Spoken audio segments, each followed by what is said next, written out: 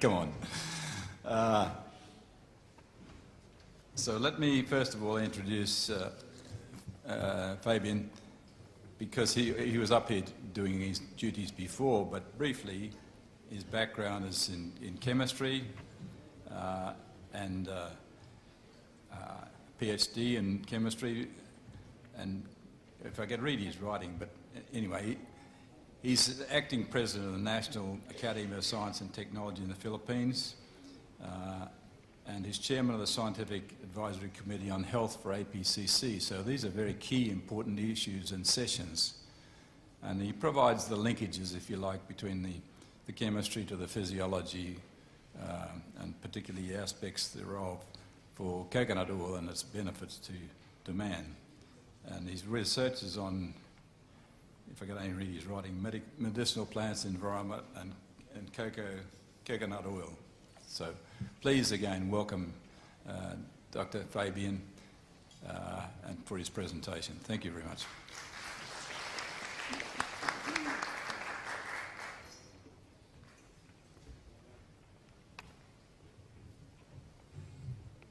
Thank you, Keith. Good morning to everyone.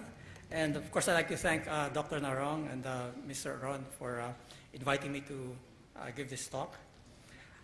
We are all coconut advocates here, so this talk might sound like I'm preaching to the choir, because no one's going to object to coconut. But this talk is a different purpose. First, I wish to make a case for us, perhaps the APCC, to prepare a formal request to the WHO to review their current dietary guidelines. Second, with all the anecdotal claims regarding the benefits of coconut oil, we need to formulate a basic scientific hypothesis that can underlie all of these claims. I will propose such a hypothesis in this presentation. Third, I wish to share with you the objectives and plans of the Scientific Advisory Committee for Health of the APCC.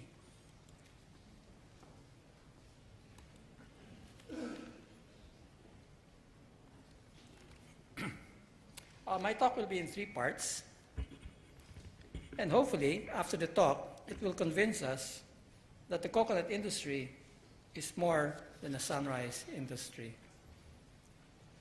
So let's go to the first part. A reassessment of the Western dietary guidelines. We need a reboot. Although this 1986 paper by Ansel Keys did not start it all, this was the most important of his papers that advocated for limits to be made on saturated fat in the diet. Much has already been said about how Keys cherry-picked the data to fit his conclusions, and how this has remained a correlation for which a mechanistic proof has never been made. Therefore, it is not really a proven hypothesis. The unfortunate fact remains that, although this work has been discredited, it remains an iconic paper among its faithful. The saturated fat scare is based on Ansel Keys' diet lipid heart disease paradigm. Dietary saturated fats and dietary cholesterol both raise serum cholesterol, and they say that cholesterol is bad. And high serum cholesterol increases the risk of coronary heart disease. In effect, high cholesterol has become the surrogate marker for heart disease. So in other words, you can have high cholesterol, and this will, they say, guarantee that you have heart disease, but it's really just a marker.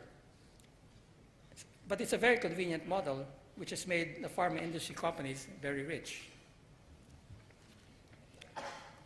There have been 8 editions of dietary guidelines for Americans. All of them, without exception, advise against so-called saturated fat. So in 1980, it said, avoid too much fat, saturated fat, and cholesterol. That's number 3 in the recommendations. 1985, quote, avoid too much fat, saturated fat, and cholesterol, so there's no change. 1990, choose a diet low in fat, saturated fat, and cholesterol. They just changed the wording. 1995, choose a diet low in fat, saturated fat, and cholesterol. It's the same.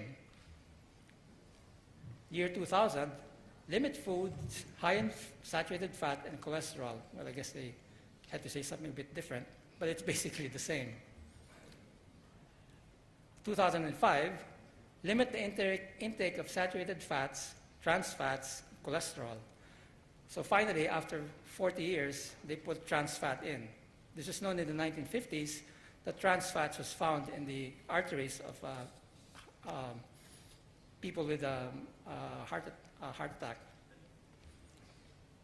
In 2010, he said, consume less than 10% of calories from saturated fatty acids by replacing them with monounsaturated and polyunsaturated fatty acids.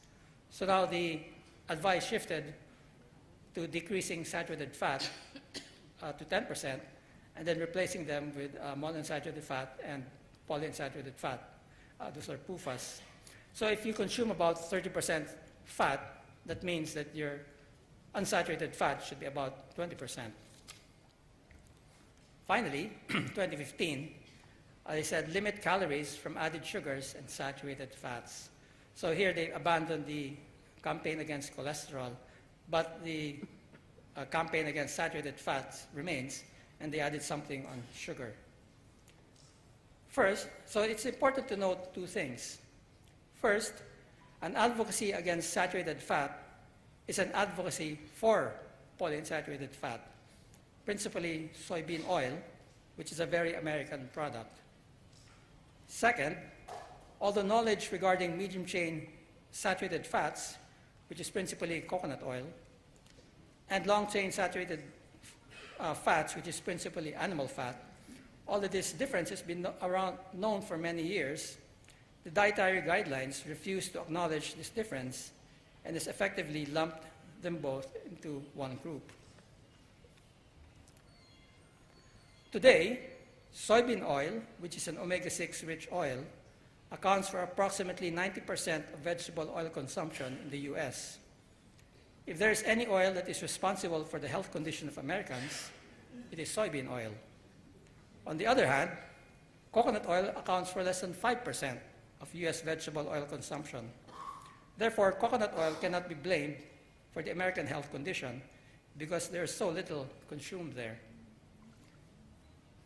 Now, the ideal omega-6 to omega-3 ratio should be around 4 or 5, but the estimated American ratio is about 15, meaning they consume way too much omega-6 versus omega-3 oils. This in itself makes the American diet unhealthy and prone to inflammatory disease. Saturated fat in the American diet comes mainly from meat, and there's very little omega-3 in the diet because of the low fish consumption.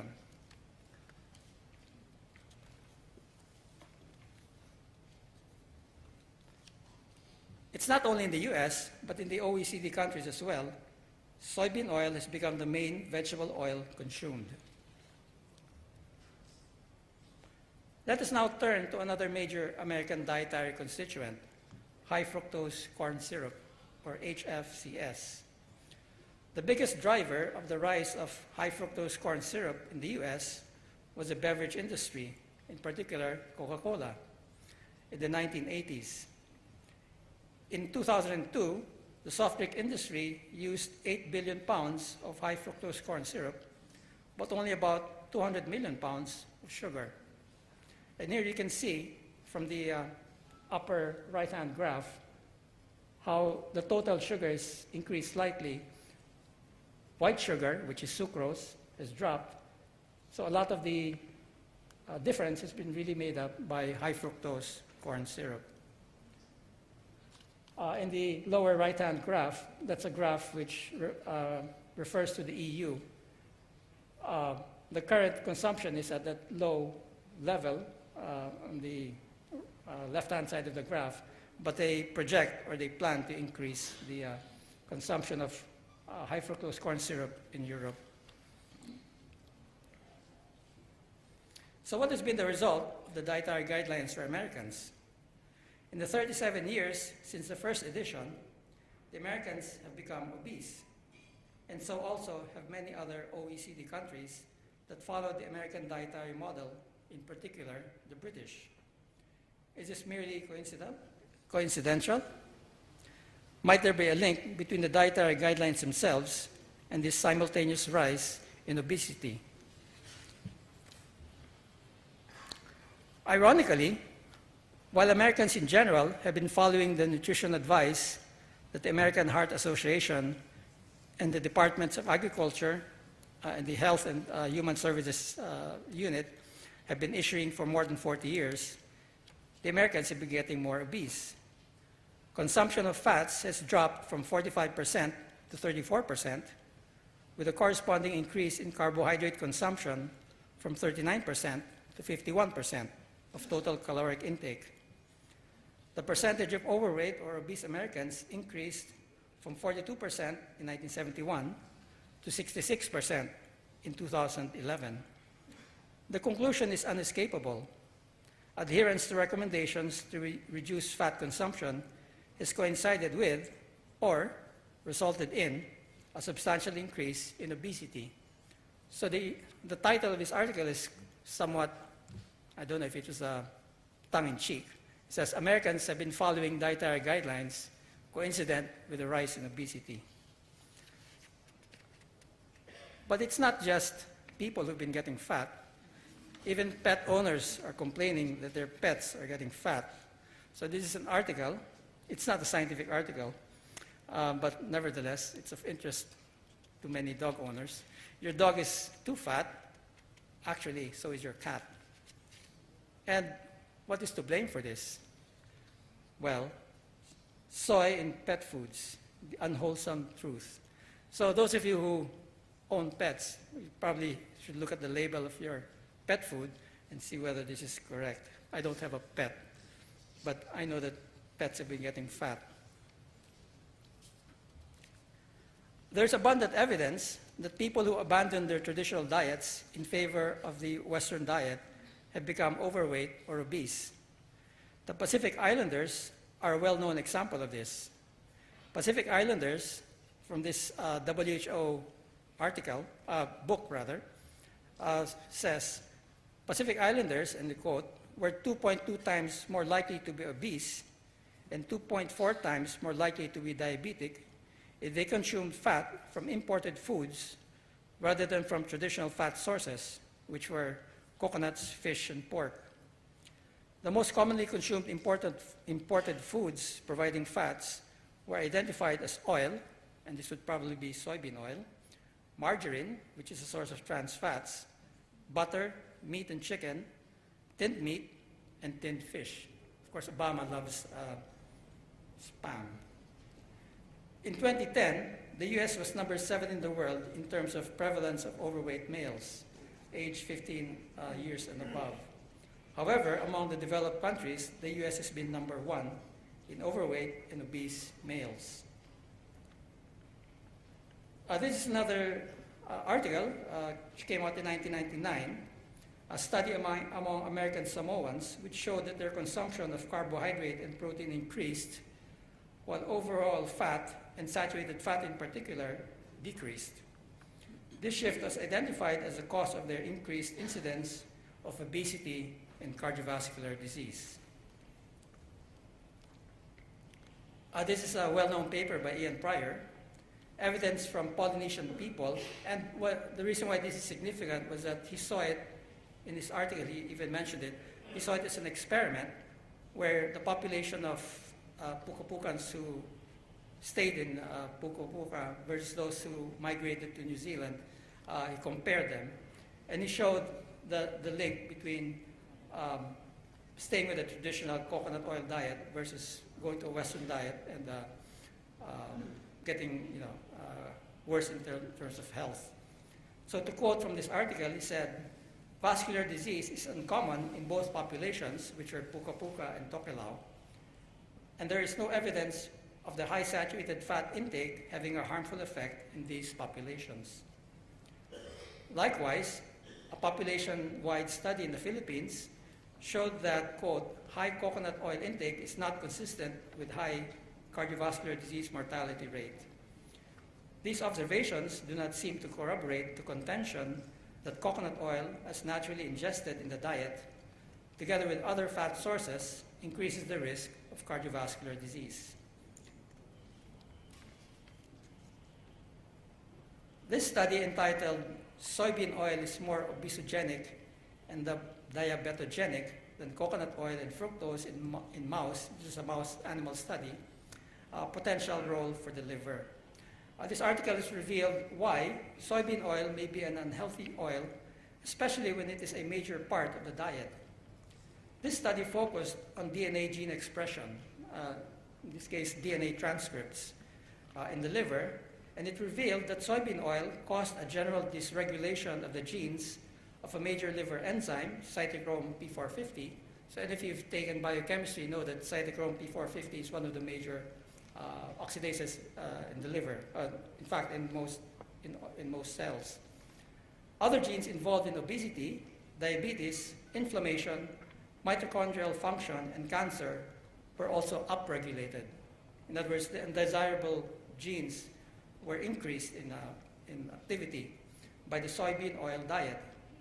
This study compared soybean oil with coconut oil, which did not give such effects. Now, the other part of the double whammy of the American diet is high sugar. It is well known that high glucose, which is also known as hyperglycemia, leads to diabetes. The same effect has now been shown for that other common sugar, fructose. This study on the effects of high fructose corn syrup showed that the prevalence of diabetes was 20% higher in countries where high fructose corn syrup is readily available, as compared to countries where high fructose corn syrup is not as available. The most common product that contains high fructose corn syrup is soft drinks, but it is added to so many other food and beverage items because it is cheaper than regular sugar, which is sucrose. Now, this is maybe my first and only slide with chemistry. So, well, you don't have to, I hope the structures don't turn you off. But this really provides a mechanism to support the notion why high sugar leads to all of these dysfunctions. And it's not only high sugar, it's also oxidized polyunsaturated fatty acids. Why is high sugar in the blood so harmful? Chemically, sugars such as glucose and fructose react with proteins to form so-called advanced glycation end products, or AGE. This alters the structure of proteins, and if the protein is an enzyme, it may prevent the enzyme from functioning. Enzymes are the cell's catalysts that promote cellular processes. Importantly, when polyunsaturated fatty acids, such as those in soybean oil and corn oil, are heated, they are oxidized and form degradation products called malonaldehyde. And malonaldehyde also leads to advanced glycation end products. AGE provides a mechanistic link between high sugar as well as high PUFA oils, cooking oils, in various metabolic diseases. One of the first AGE compounds characterized is that of hemoglobin. A hemoglobin is the oxygen carrier of the body. So advanced glycation end products have now been shown to be linked to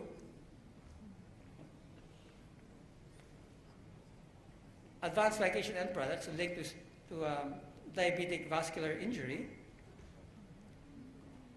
Advanced glycation end products have been shown to link to cardiovascular disease, as well as Alzheimer's. I won't dwell with Alzheimer's because we have Dr. Mary Newport who will be speaking in this session. If high sugar in the diet is bad, why is it taken so long for nutritional experts to sound the alarm? Some of these facts have been known for a number of years. It turns out that many of the leading nutritionists in the world were under the strong influence of the sugar industry.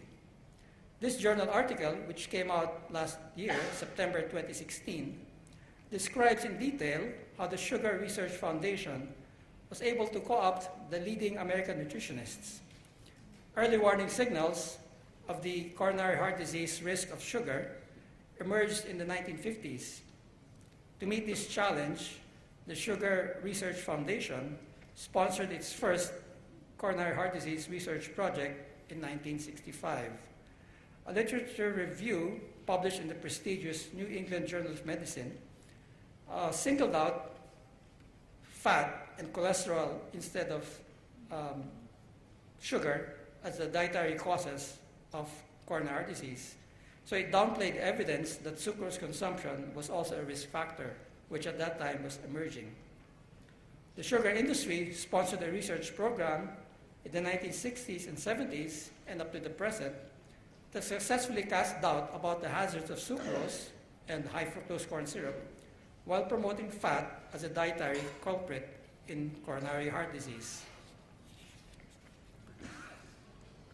This is one of those 1967 articles entitled Dietary Fats, Carbohydrates, and Atherosclerotic Vascular Disease. It was written by 3 authors, all of them from the Harvard School of Public Health. This was one of the 2 articles, there was a second one, that the Sugar Research Foundation funded.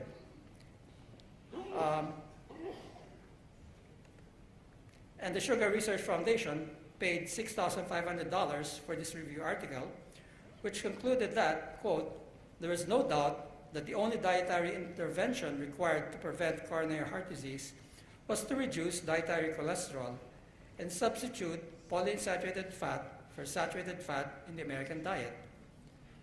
These are the words which came out in the dietary guidelines for Americans. It's sort of a smoking gun, I guess. But what is significant is that the researchers who were funded by the Sugar Research Foundation to protect sugar and demonize saturated fat were very influential. So if we complain now that the medical profession, believes this, it's because those who started it were very influential. And 2 of these gentlemen were Frederick Stair was one of the most influential American nutritionists. He founded the Department of Nutrition at the Harvard School of Public Health in 1942 and served as its chairman until he retired in 1976. That was a period of 34 years. He was the founding editor of Nutrition Reviews and wrote an American nationally syndicated column for many years entitled Food and Your Health, and published several books on nutrition. The second gentleman is Mark Hegsted, professor of nutrition at the Harvard School of Public Health. He exercised strong influence on the U.S. Food and Nutrition Board and the American Heart Association. He helped draft the first dietary guidelines for Americans. He also served on the editorial board of several very influential journals: Journal of Lipid Research, Nutrition Reviews, American Journal of Clinical Nutrition, and Journal of Nutrition. These 2 defenders of the sugar industry wielded enormous influence on the direction of American and global nutritional policy, as well as research. 5 minutes. Okay, I have to run through this. So research that was unfavorable to the American food industry was not reported. This recent 2016 paper reported on an old study done in 1968 to 73, the Minnesota Coronary Experiment, which was not fully published. In other words, the results that were reported earlier were cherry-picked. Does this sound familiar? Also, the timing of the original study coincides with that of Ansel Keys' study. The cholesterol fat diet paradigm has never been causally demonstrated in the randomized controlled trial. And this study was meant to do that, but then it didn't give the results they wanted, so they didn't report all of the results. But anyway, the following conclusions were made upon restudy of the data. They said that although this intervention lowered serum cholesterol, this did not translate to improved survival. In other words, you can have lower cholesterol, but you're not going to live longer. Paradoxically, the participants in the study who had greater reduction in serum cholesterol had a higher risk of death. And finally, results of systematic review and meta-analysis of randomized controlled trials do not provide support for the traditional diet heart hypothesis. So going back to the Ansel Keys lipid disease paradigm, so you can cross that out because they don't work. It's really sugar or high fructose corn syrup that causes heart disease, as well as high soybean oil. And so we should dump that. Well, yeah, preaching to the choir. But this is more serious.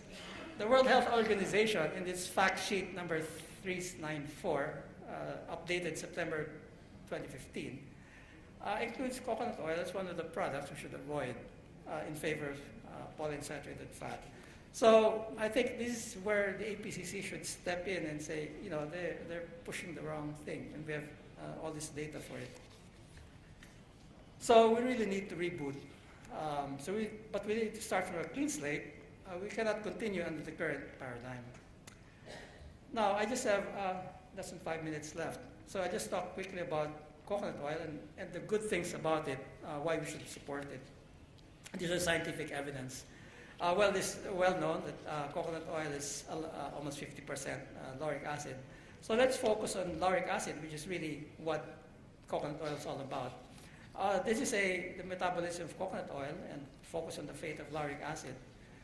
First of all, the tendency of medium-chain fatty acids to pass directly through the portal vein is diet-related. So some of it goes to the portal vein, but depending on the diet, some of it can go to the bloodstream. Lauric acid can exert microbial effects in the mouth, gut, as well as the bloodstream. Second, lauric acid can enter the lymphatic system, but is not incorporated into chylomicrons. Lauric acid can cross the blood-brain barrier into the brain. And ketone bodies, which is the product of medium-chain fatty acids, provide energy for the brain, heart, and muscle, but may also have other beneficial effects. So it's not just for energy, it's also for other effects. So these are the ketone bodies. Maybe we'll skip that. There are 3 ketone bodies, but the 2 important ones are beta-hydroxybutyrate and acetoacetate. Acetone is the 3rd one, but it's also on acetone would be on its way out of the system, that is. These are some, I think I'm going to cite about 4 or 5 important features of lauric acid. One is that lauric acid can modulate the gut microbiome, which is important. We say that lauric acid is antibacterial, but I think it's more than antibacterial. Its modulation is more important. Now, these are studies conducted in animals, which actually we shouldn't object to because we do animal studies anyway prior to humans. So you can consider these as animal studies. One is on chicken, the other is on pigs. And in both cases, they say that the performance of these against microorganisms improves when you feed coconut oil with lauric acid. Lauric acid also modulates oxidative enzymes. So this is an article on the antioxidant and cyclooxygenase activities of fatty acids. And lauric acid is the most active, as well as C10, decanoic acid. And this is a study on the potential cancer properties of lauric acid, where it induces oxidative stress in cancer cells, colon cancer. Lauric acid, if it reaches the brain, then it produces ketone bodies right in the brain inside you. So this is an important route where lauric acid can provide energy directly in the brain in the astrocyte cells. There's therapeutic ketogenesis. I won't go through this, but I think other speakers will talk about this. But it just says that ketogenic diets may be useful for various cellular diseases, including cancer. There's an article, again, which talks about ketone bodies in Alzheimer's. And then this is important, that this hypothesis is that ketone bodies are not just for energy, but they're also signaling metabolites. In other words, they have a control, they exercise some control over the way cells function. So this is a summary of the uniqueness of lauric acid and ketone bodies in the various places where it can work. So let's go to the 3rd part, which is what about the APCC? Well, this is a photograph from last year's COCOTEC, where the Scientific Advisory Committee on Health was formally convened. This is the mandate of the APCC. There are 6 of them, so just go quickly through it. But it's basically to provide advice to the executive director on coconut oil as well as other vegetable oils, to evaluate research proposals, to promote the conduct of clinical studies, to provide uncontestable scientific evidence, disseminate scientific results, and publish papers in good journals. We must remember that coconut oil spans the range from diet to therapy. So we should formulate a research to address these various aspects. And to do this, actually we mentioned clinical studies, but you have to do the whole range, from computer modeling to statistics, epidemiological studies, some basic studies, physical chemicals, enzyme assays, cell assays, animal studies, because you do them to provide at least the mechanisms, but then you need the data from statistics and clinical studies, of course. So, well, this is just a summary, but since those are the points in the various sections, since it was a long talk, and so we need a reboot of the dietary guidelines, but we have to address WHO in the end. There's still many scientific things that we have to study, and I propose that we focus on lauric acid and ketone bodies as one of the underlying scientific principles to understand coconut oil. And finally, the role of the Scientific Advisory Committee for Health. We have to do basic and preclinical studies, epidemiological studies, and clinical studies. So on that, I thank you for your attention.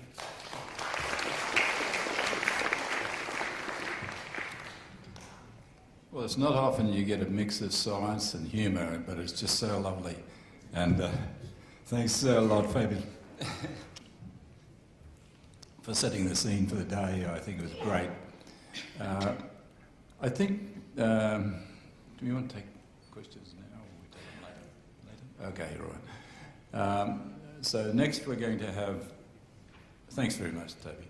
I'm going to introduce, if I can find the right paper, here we go, Dr. Mary Newport, and I think she's well known from the literature that anyone has read anything about coconut oil, her name always seems to crop up somewhere down the track.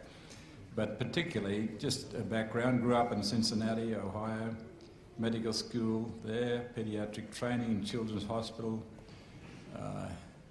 neonatology training, practiced in Florida for 30 years, well, and MCT oil, medium chain triglyceride oil, ketones as alternate fuel for the brain in Alzheimer's and other conditions.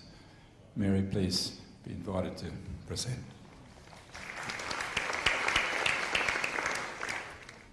Good morning, everyone. I'm so happy to be here. Very excited to be meeting so many people in the coconut world. And many of you I have emailed and finally getting to meet in person. So this is very exciting for me to be here. I want to thank the conference organizers for inviting me, and especially want to thank Rajiv Singh for looking after me here.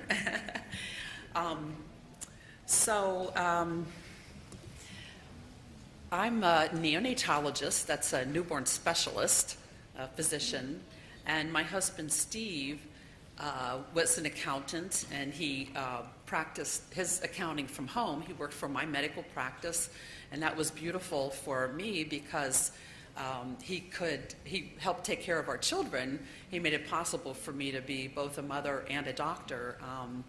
But I became interested in Alzheimer's disease because Steve developed Alzheimer's disease when he was only 51 years old. He began having symptoms. And when he was 58 in 2008, something happened that changed the course of his disease, which I'll talk about a little bit more soon. Alzheimer's disease is a huge problem throughout the world. The Alzheimer's Disease International estimates that worldwide with dementia, there are about 46.5 million people, and that's expected to increase to 131.5 million by the year 2050. And that includes 22.9 million people in Asia that have dementia. Alzheimer's is the most common form of dementia. It's about 60 to 70% of dementias. There was a speaker at one of the Alzheimer's Association International Conference a few years ago who said that if a treatment could be developed that could delay the onset of Alzheimer's disease by 5 years, it could cut the numbers of people with Alzheimer's in half worldwide. So no such treatment has been forthcoming from the pharmaceutical industry so far. The exact cause or causes of Alzheimer's is still not known, and despite billions of dollars of research, no effective treatments have really been found other than medications that may slow down the disease for perhaps 6 months. So the best known features of Alzheimer's disease are plaques and tangles in the brain. So these plaques are made of beta amyloid, and they're toxic to brain cells, these plaques that form in the brain. So these were first described by Dr. Alois Alzheimer in the early 1900s, and the disease came to be known as Alzheimer's disease somewhere around the 1970s when it was starting to increase, when it was on the rise in the USA and other places. So this just kind of shows you there's little doubt that these plaques play an important role in Alzheimer's. And this is a PET scan that can be done to look for this amyloid plaque in the brain. And you'll see on the left side of the screen are people who are known to have Alzheimer's disease. They clinically have Alzheimer's disease. On the right side are normal people, people who don't have Alzheimer's disease.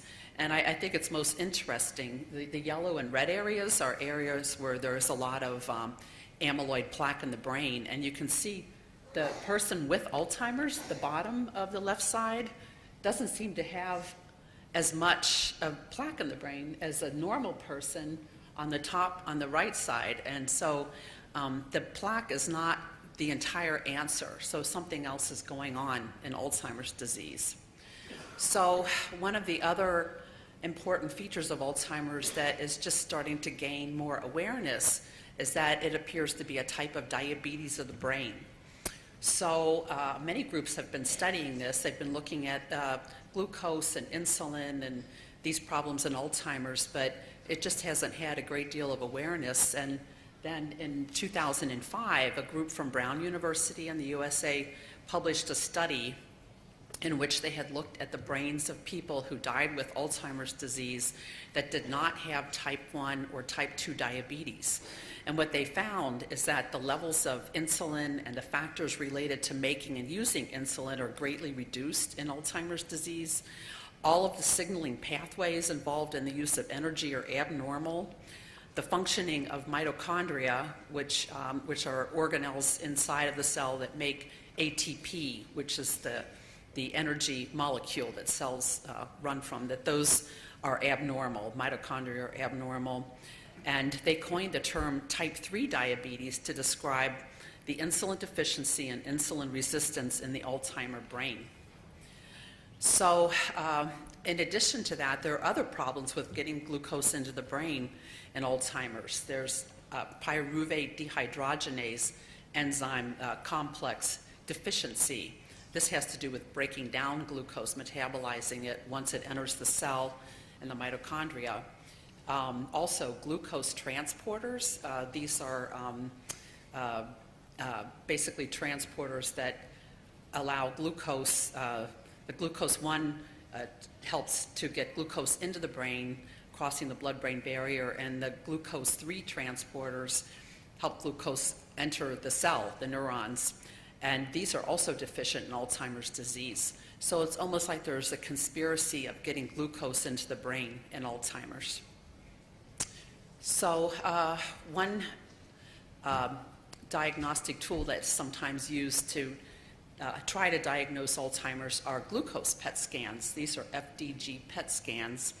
And on the left side, you can see the yellow and orange areas are, this is in a normal brain, areas where there is high uptake of glucose. The blue areas have low uptake of glucose. And on the right side, the Alzheimer brain, you can see much more blue area. So there are certain areas of the brain that are affected that do not take up glucose normally.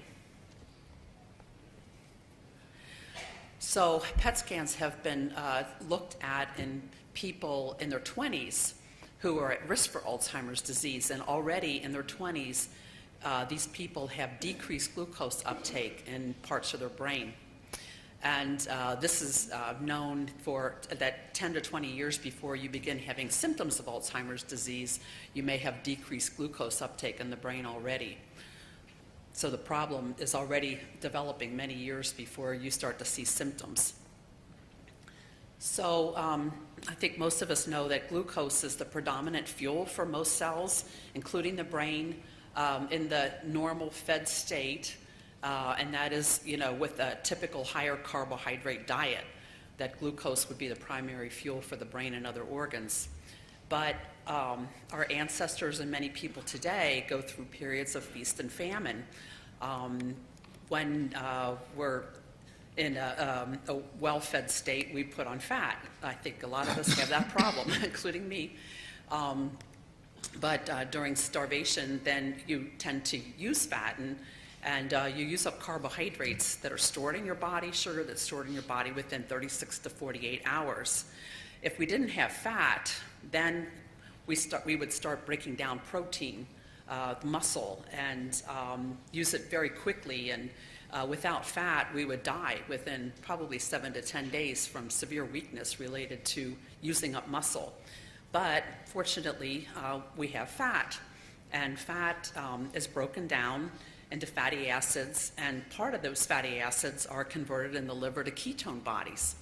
And ketones can easily cross the blood-brain barrier and provide energy to the brain, whereas fatty acids are not taken up very well by the brain. So we do depend on ketones, and it's very likely that our ancient ancestors before agriculture were in a state of ketosis much of the time. So this was actually discovered and reported first in 1967 in the lab of Dr. George Cahill. He was an MD who did nutrition research. And the first study that they reported was in an obese nurse that they brought to their metabolic unit, and they fasted her for 41 days. She had only water, vitamins, and salt tablets for that period of time. And then they sampled blood from catheters in the arteries and veins around her brain and liver. And they found that her brain had survived this lengthy period of starvation by using ketones and by greatly reducing the use of glucose. In fact, they found that about 2/3 of the fuel that was used by her brain was provided by ketone bodies, beta-hydroxybutyrate and acetoacetate being the primary ketone bodies. So this graph shows the top line is actually beta-hydroxybutyrate. That's the more predominant of the two ketones during starvation or fasting. And you can see the level rises steadily day by day when you're in a state of fasting or starvation. And by day 10 to 20, it starts to level off, and the levels are actually quite high. And at that point, ketones can provide about 60 to 65% of the energy to the brain. Acetoacetate also rises, but not nearly as much. And this just shows that overnight, for most of us, we have a short overnight fast, and then we break the fast with breakfast in the morning. But during just a typical overnight, virtually 100% of the energy that our body needs is provided by glucose. Whereas during starvation, that changes, and ketones, beta-hydroxybutyrate and acetoacetate, provide about 2/3 of the fuel. So the same group did they confirmed this with other people, and then they did another interesting study, and this was with 3 obese college students, and they paid them to starve, to fast, and they were fasted until their levels of beta-hydroxybutyrate reached the very high 5 to 6 millimole range, and then they gave them a dose of insulin, and it drove their blood sugar very low. And It was a bold experiment because they weren't sure how this was going to turn out. But most of the time when your blood sugar would get that low, you would develop tremors, possibly seizures, and possibly even die. So what they found was that they had no symptoms when their blood sugars were this low. And they concluded that the ketone bodies had protected the brain, from the symptoms of hypoglycemia. So this is just a diagram showing that during starvation or fasting that the organs such as the heart and muscles and liver, as well as other organs, can use fatty acids, but they don't cross easily into the brain. Whereas ketones can provide energy or fuel to muscles and heart and other organs except the liver, which is where they are made. So it's good that the liver doesn't use ketones. And then their ketones are eagerly taken up by the brain. And the brain has metabolic flexibility. It very easily switches over from using glucose to ketones. And it actually, in a 20-week fetus already, it's been shown that the fetus can use ketones, utilize ketones. So the next question becomes, could ketones bypass the fundamental problem of getting glucose into the brain by providing alternative fuel in Alzheimer's disease? So Dr. Richard Veach of the NIH in the USA has been considered one of the world's experts on ketones, and he's been studying, he actually did his studies in the lab of Hans Krebs and actually helped him work out the Krebs cycle back in, I believe it was in the 1960s, 1950s, 1960s. And he has been studying ketones for decades and developed a particular interest in finding out what they do in the 1990s. So he and his associates published a study in 2000 in which they looked at cultures of neurons. Some of the cultures were exposed to a toxin that caused Alzheimer's disease. Other cultures were exposed to a toxin that caused Parkinson's disease. And then to some of the cultures, they added beta-hydroxybutyrate, the ketone body, and other cultures they did not. And they found that there were many more surviving neurons in the cultures that had beta-hydroxybutyrate, both for the Alzheimer's model and the Parkinson's model. And so he began developing a ketone ester in the 1990s that he believed could help provide alternative fuel in diseases like Alzheimer's and Parkinson's. So much more recently, Dr. Stephen Cunnane, who is at Sherbrooke University in Canada, has been doing ketone and glucose PET scans on people who are normal, healthy, older adults, as well as people with mild Alzheimer's. He has recently published, and he confirmed that, yes, there is decreased glucose uptake in the parts of the brains affected by Alzheimer's, but what he found that I think is very profound is that ketone uptake is normal in those same areas of the brain that do not use glucose normally. So this supports the idea that ketones could be an alternative fuel for Alzheimer's disease. It's really as if,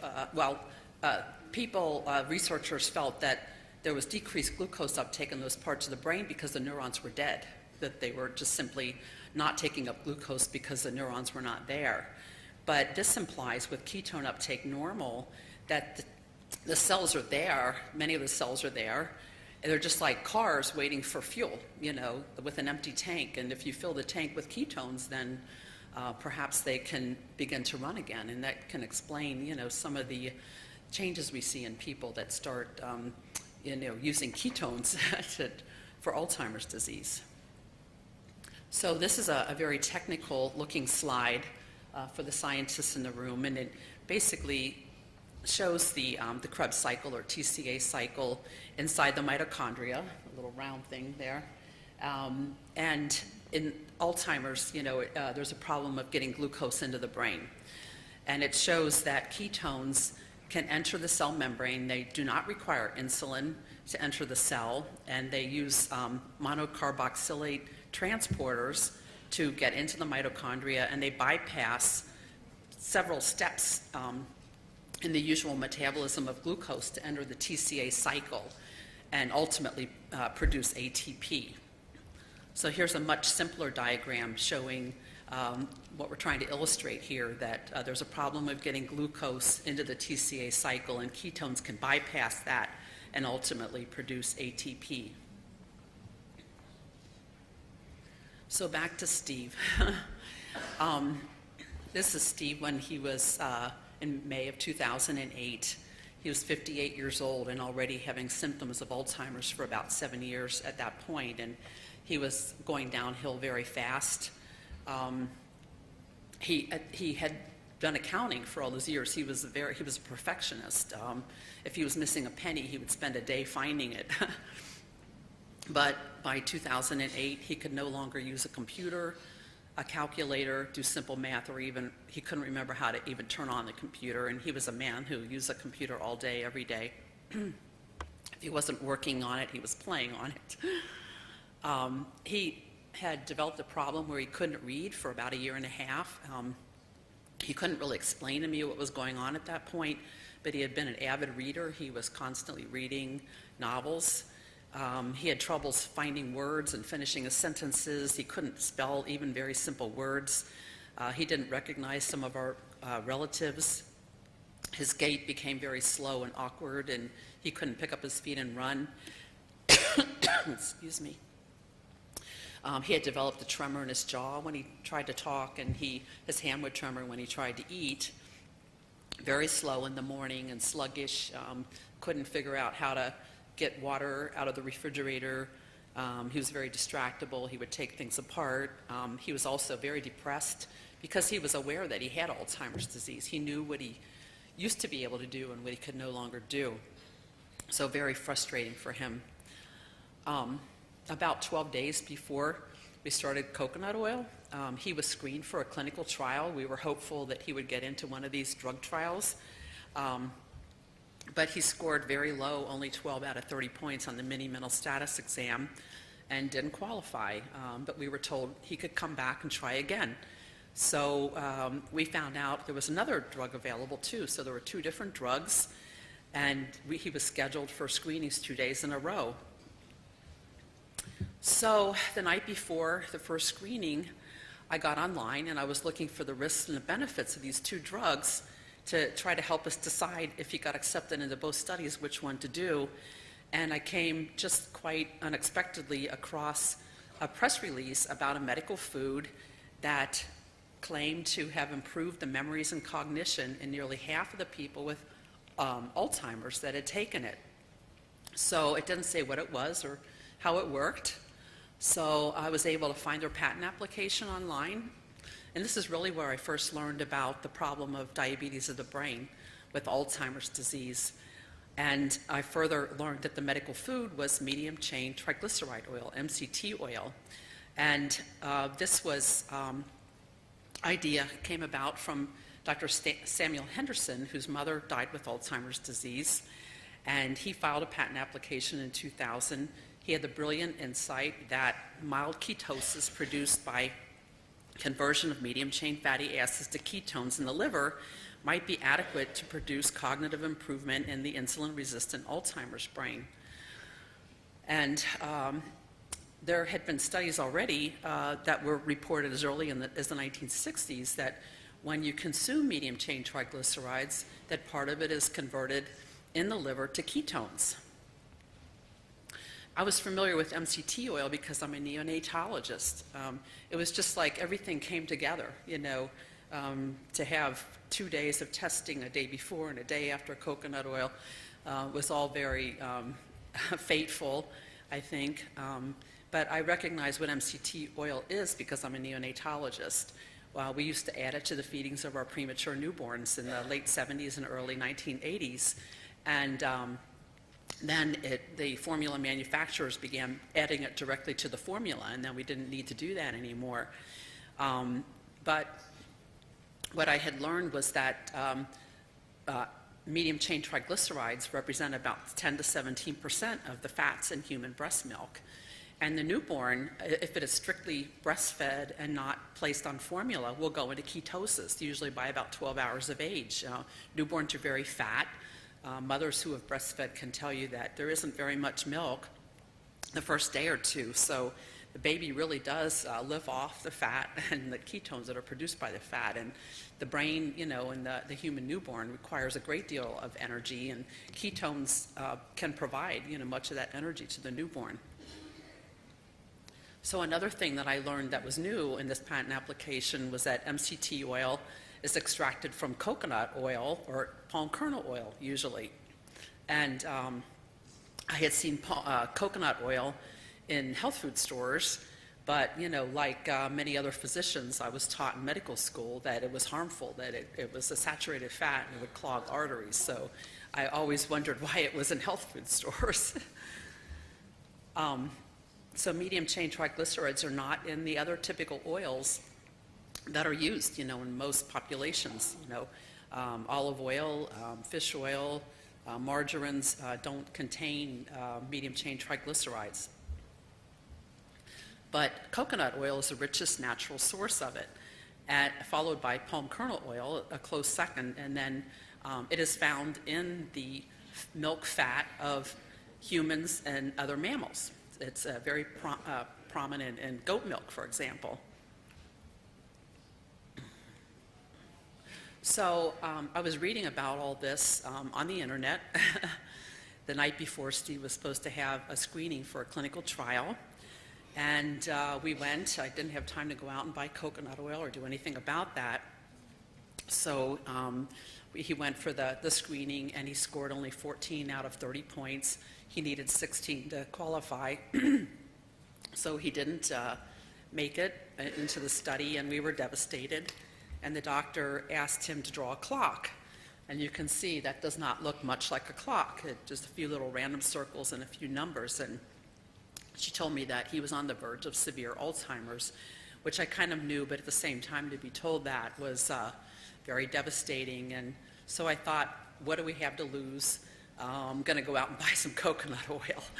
I didn't know that you could get MCT oil over the counter in the U.S. You can, but I knew I had seen coconut oil. So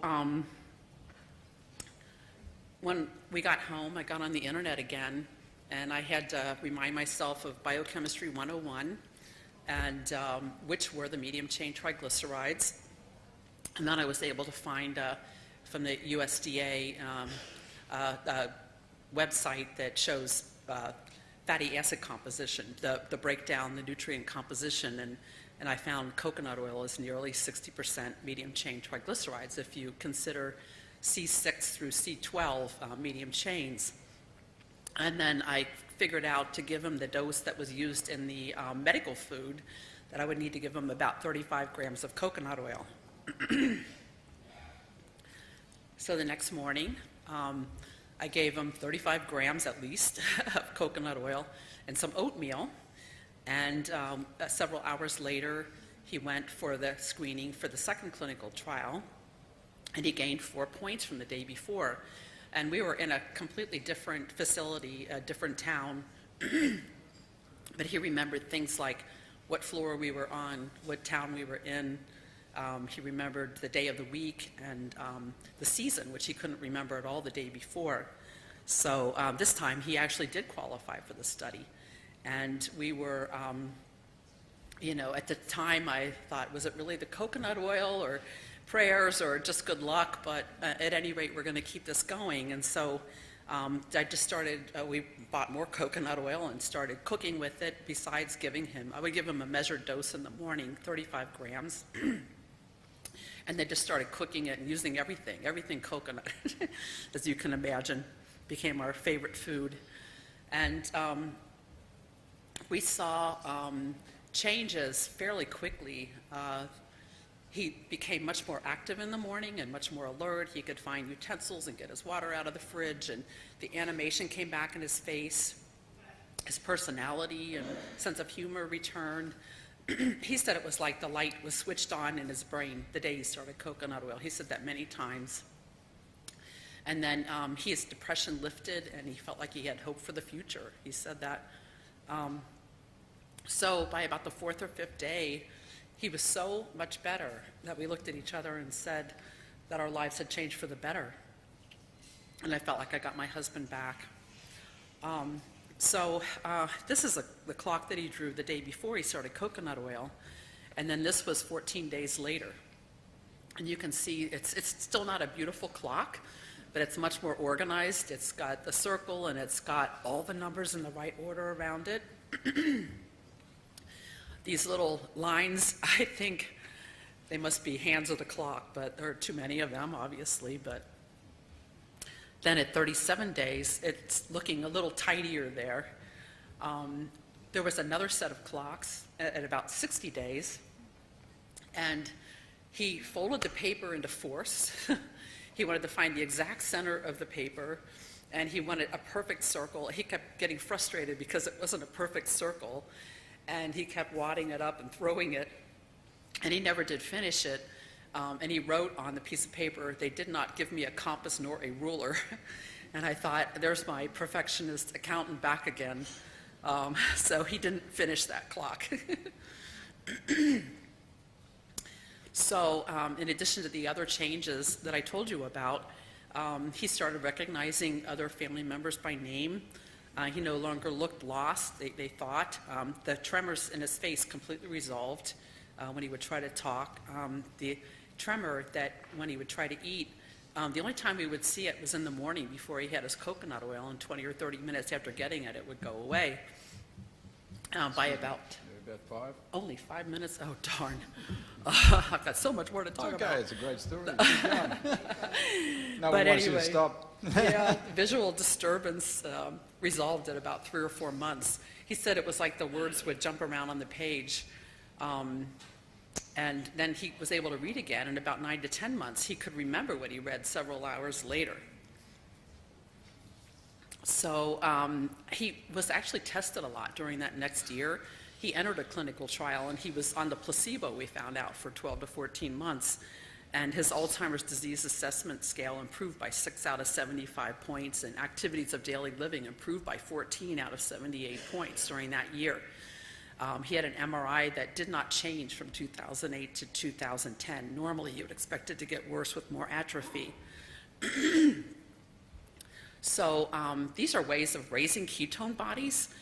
Starvation or fasting, which is not very practical for somebody with Alzheimer's disease.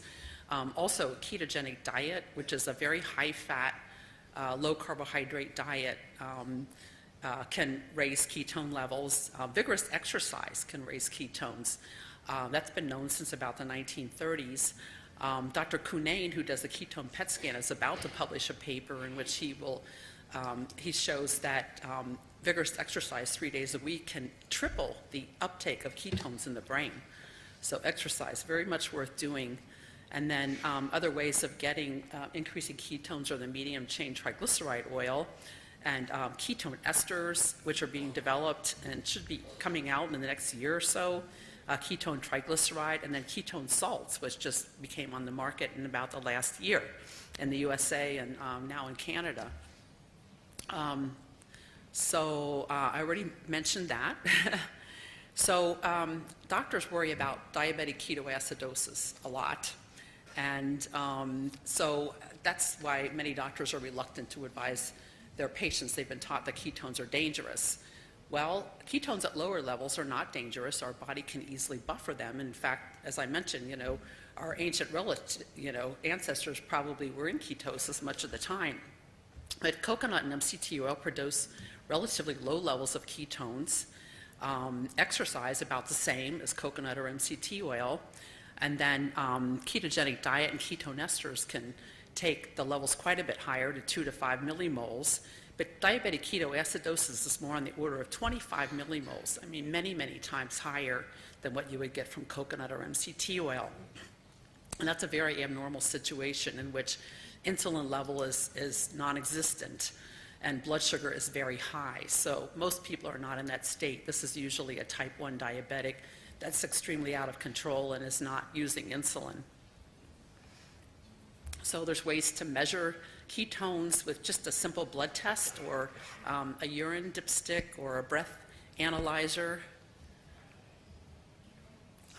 This is just a story about Steve and I that eventually got published. I wrote an article in 2008, and it got out on the internet, and then it was reported in our local newspaper, and then I think that's when it started getting around, circulating around more. And books that I wrote, and I just found out today it was translated into Chinese. I did not know that. And so I started getting reports from other caregivers, and I've collected more than 400 testimonials. I kind of quit counting after that, and that was, but in 2012, this was just a little chart that I put together, and these were just reports people had sent me, and I didn't tell them, I didn't ask them about improvements. This is just what they reported, and you know, I don't think it's a scientific study because I think people are more likely to contact me if they had improvement than if they didn't, but you know, probably about 2/3 of the people that reported improvement felt that there was a cognitive improvement, and other people it was in mood or behavior or their interrelations with other people. Some people did have improvements in the physical symptoms, like Steve did. And those are just some of the phrases used there. There are many other diseases besides Alzheimer's that have a problem of insulin resistance or decreased glucose uptake into brain or nerve cells, such as autism, Parkinson's, multiple sclerosis, Huntington's disease, ALS. People with a traumatic brain injury or lack of oxygen have a temporary inability to take up glucose into the damaged part of the brain. Then there are other rarer disorders, enzyme deficiencies, but just diabetes and prediabetes. Other organs have a problem with getting glucose uptake, you know, that could potentially be helped by ketones as an alternative fuel. I was going to show you a little video. I have so much more to talk about. But I don't know. Let's see, I'll skip that. So one of the questions was the lauric acid, but Dr. Dayrett actually talked about it already. The ketone levels are actually relatively low, you know, for coconut or MCT oil, and Dr. Richard Veach at the NIH, he thought it would need to be 5 millimoles, but these are 0.3 to 0.5 millimoles, much, much less than what he would have thought would help Alzheimer's disease. So the group at Nish and Oilio just recently published their paper in which they looked at lauric acid, and what they found, I know I don't have time to go through the whole thing here, but they found that the free fatty acid levels of lauric acid are very elevated, and they stay elevated for hours after consuming coconut oil.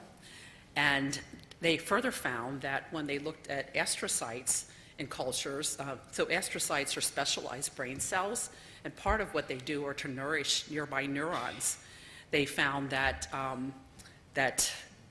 caprylic acid and lauric acid increase ketone production in the astrocytes directly, and it potently increases ketone production. So this could explain why, even with low levels in the blood, that in the brain, that the brain itself is able to produce ketones. And so I think that this goes a long way possibly to explaining why Steve improved so much and why he continued to have steady improvement over the next year.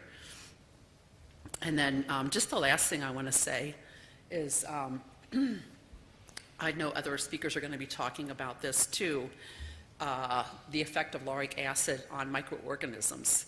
So this was a study, it was an editorial that was published very recently, and this is a list of the authors, and there's another half page of authors listed in this, and these are researchers who have been studying the relationship between microorganisms and Alzheimer's disease. And for example, herpes simplex virus, there have been more than 100 studies since 1991 of the connection between herpes simplex and Alzheimer's, virtually connecting it as a cause of Alzheimer's disease. And so other organisms that have been implicated, syphilis is well known to cause dementia, very much like Alzheimer's. Lyme's disease is an organism very similar to syphilis, and it's been implicated in Alzheimer's. Chlamydia, fungi, just having an abnormal microbiota. So lauric acid is antimicrobial, and I won't go into that anymore because I know other speakers are going to talk about it. But, you know, Steve had a problem with fever blisters, which are caused by herpes simplex 1, and he had an infection around his eye when he was 29 with this virus. He was very sick at the time. He said he never felt quite the same in his brain after that. And I just always felt that herpes simplex 1 could very well have been the trigger for his Alzheimer's disease at such an early age. Well, the neat thing about lauric acid is one of the viruses it kills, it dissolves the lipid capsule of the herpes simplex virus. And once he started taking coconut oil, we saw very rare fever blisters. And when he had one, it was very tiny and went away very quickly, whereas he just almost constantly had a big fat fever blister that he was dealing with. It would go away for a week or week and a half, and then it would come back. So I think coconut oil really explains an awful lot about his improvement. And that's all I'm going to say. I just need to end by telling you, for those who don't know, that Steve did lose his battle with Alzheimer's disease last January in 2016. He started having seizures about 2 years before that, and the first time he had a seizure, he fell straight back and hit his head. He had a brain injury with it. He didn't recover from that, and we kept the coconut and MCT oil going, but he lost the battle anyway. But we felt altogether he lived for 15 years with Alzheimer's. The average lifespan is 7 years with that disease, and felt like it really gained him several extra good years that were better than the year before he started coconut oil. So forever grateful for that.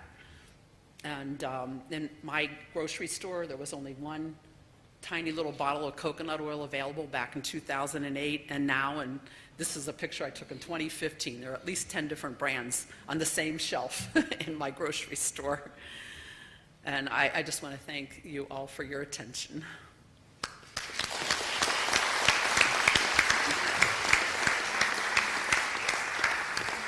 Thank you very much, Mary. For the first sessions, I may invite Dr. Davina Bavalans. She was an expert of the coconut processing from the Philippines. Would you please give a big warm welcome to Dr. Davina to the stage. Last night so that your mind will be free to absorb more good information today. So we have a technical session today, for the first session today, and these are all related to quality control international standards, which I think there's still a lot of issues to be resolved because different countries have different standards. So for the first invited paper, we will have quality certification, labeling, and safety standards for coconut oil and coconut products. And it will be presented to you by Ms. Tiramat Limpichotikol, Food Segment Manager of SGS covering Thailand, Laos, Cambodia, Myanmar, and also for certification and business enhancement. So may we call on Ms. Limpichotikol to come up? Good morning, ladies and gentlemen. First of all, on behalf of SGS company, I would like to say thank you very much to the organizer of this conference for your invitation. And it's my great pleasure to have an opportunity to be here this morning to provide you an information about the quality and food safety system standard certification. And I would like to take just a couple minutes to introduce SGS company to you first, and then we'll follow with the content of my presentation. For SGS, SGS is the world leading inspection, verification, testing, and certification company. Currently, we provide the service by our employee, 85,000 employees around the world. And our office, we have 1,800 office and laboratories to serve our clients for 14 global industry. For SGS, we established in the year 1878, and in 1981, we were listed on the Swiss Stock Exchange. And presently, we provide a global service tailored to individual industry. Inspection, testing, verification, certification, training, outsourcing is the key business for SGS nowadays. For SGS Thailand, now we have more than 1,500 employees work through the country that cover also 3 countries, which are Thai, Laos, Cambodia. For SGS, moment please.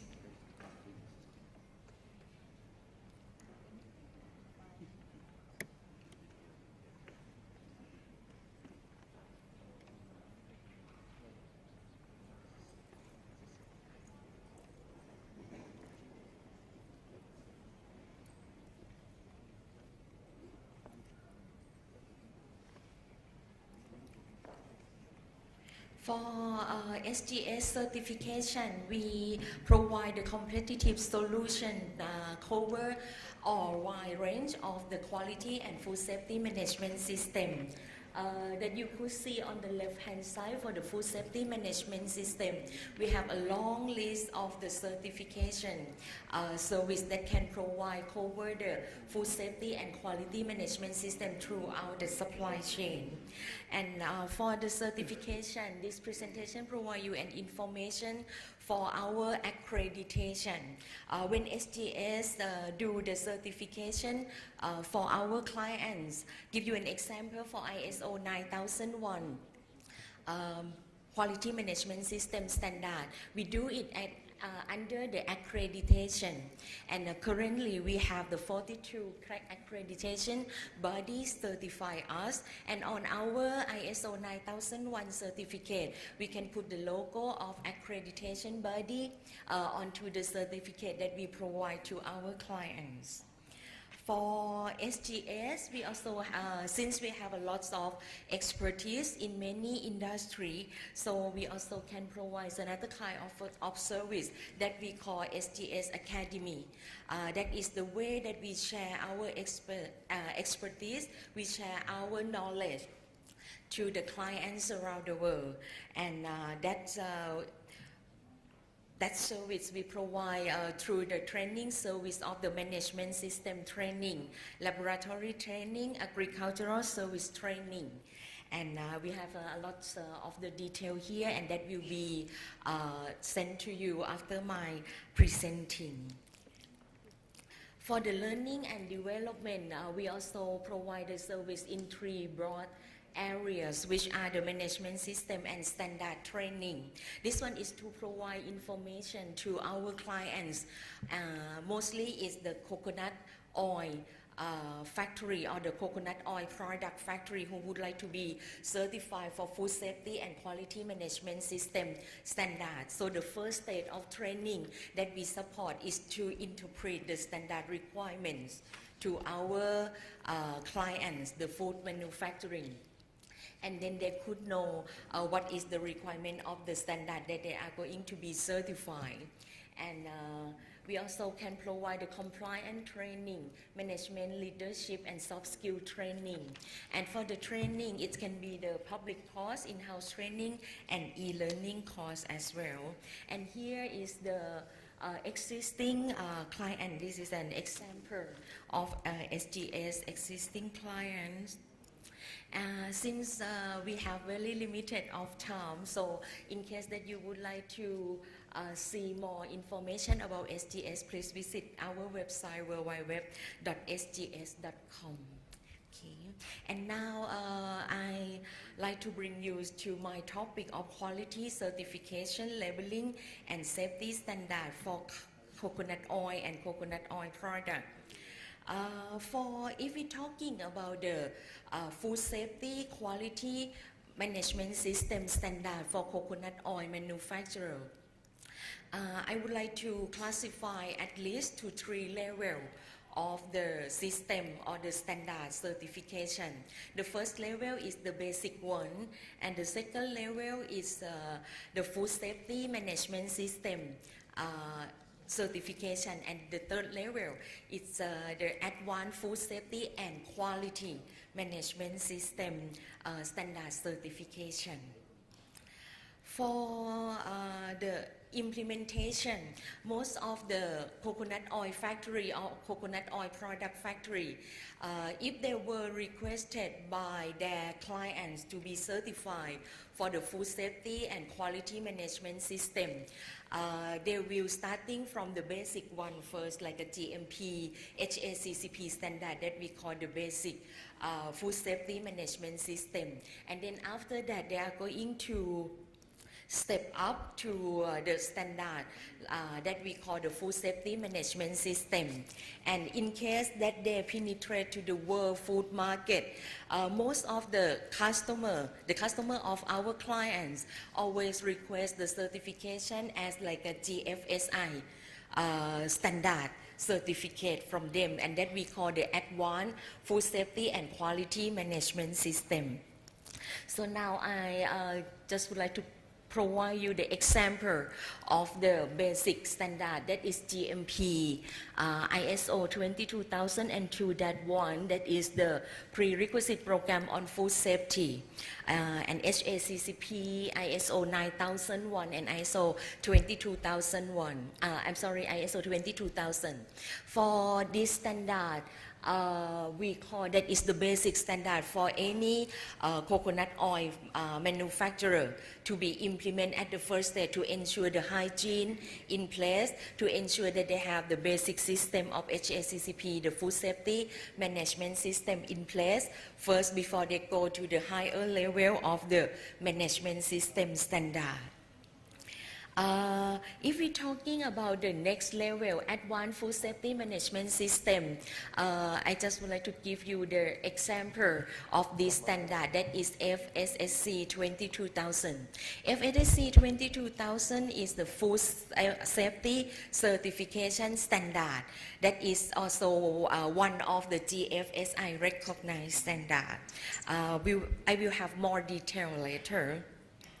And I would say the top level, the Advanced Food Safety and Quality Management System Standard, or GFSI standard. I provide you here information for the 2 main standards that is very popular in the manufacturers currently nowadays. It's the BRC Global Standard for Food Safety and IFS Food Standard, International Feeder Standard Food.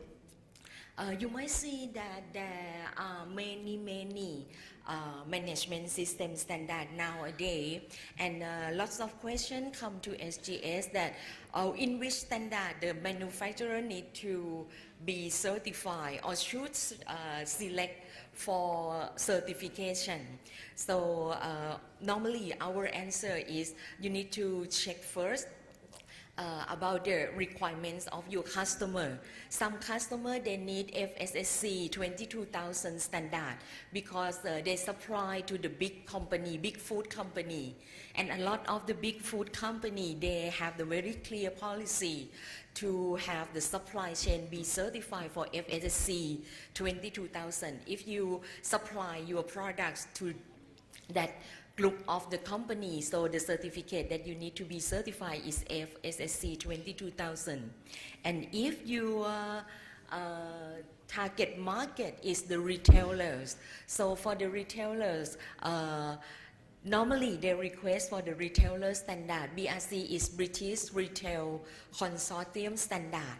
So the biggest consortium retailer association in UK, they set up the standard that they call BRC Global Standard for Food Safety. And most of the retailer, they have the basics requirement that if you would like to sell your products in their supermarket or in their shop, they need to have the BRC standard or something like that. So the way to select is to check your customer requirement, then you can pick up the right standard for your organization. For GMP and HACCP, the standard that we now use as the reference for certification is the Codex Alimentarius Commission and FAO WHO Food Standard Program.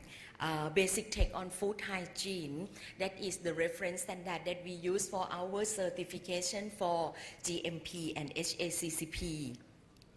And here is the overview of the GMP Codex standard requirements.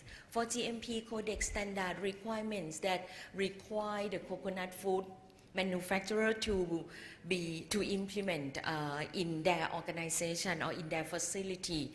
The content of the requirements cover 10 sections here, starting from section number 1, objectives, section number 2, scope, use and definition of the technical term in the standard, and starting from section number 3 until section number 10 is the standard requirements that need to be implemented to enhance the hygiene level in your facility. And in case that you would like to be certified for GMP under the Codex standard, so section number 3 until number 10 is the area for the implementation. And due to the limited of the time, so I'm so sorry that I cannot provide more detail on this, but we just go for the overview of the standard. For the GMP Codex standard, section number 3, primary production, it's about the hygiene on the supplier side. So for any facility that you want to be certified for GMP, you also need to have the system in place to ensure that the material product, primary packaging that you are going to use, it's produced under the hygiene condition as well, or the good manufacturing practice condition in the supplier facility. So you can have the system in place to check on this. That is a part of the requirement. Section number 4 is about the design and facility. So make your facility have a very good design and maintain it in the good physical and clean condition. Section number 5, control of operation, is about the control of food safety hazard, microbiological, chemical, physical hazard, and how you control it. Section number 6 is about the maintenance and sanitation. Number 7, personnel hygiene. Number 8 is about the transportation. And I make some highlight for section number 9, product information and consumer awareness. Under section number 9, it's about the information provided to the end consumer to ensure that when they consume your product, they will take it in the correct way according to the intended use of the products. And that is also about the labelings or the content on the labels. And the last section of GMP Codex is section number 10 about training. And for HACCP Codex, we use the same basic food hygiene as the reference for certification of HACCP Codex. For HACCP Codex, the content of the standard requirements cover 2 parts. One is the 5 preliminary steps, and the second one is about the 7 principles of HACCP.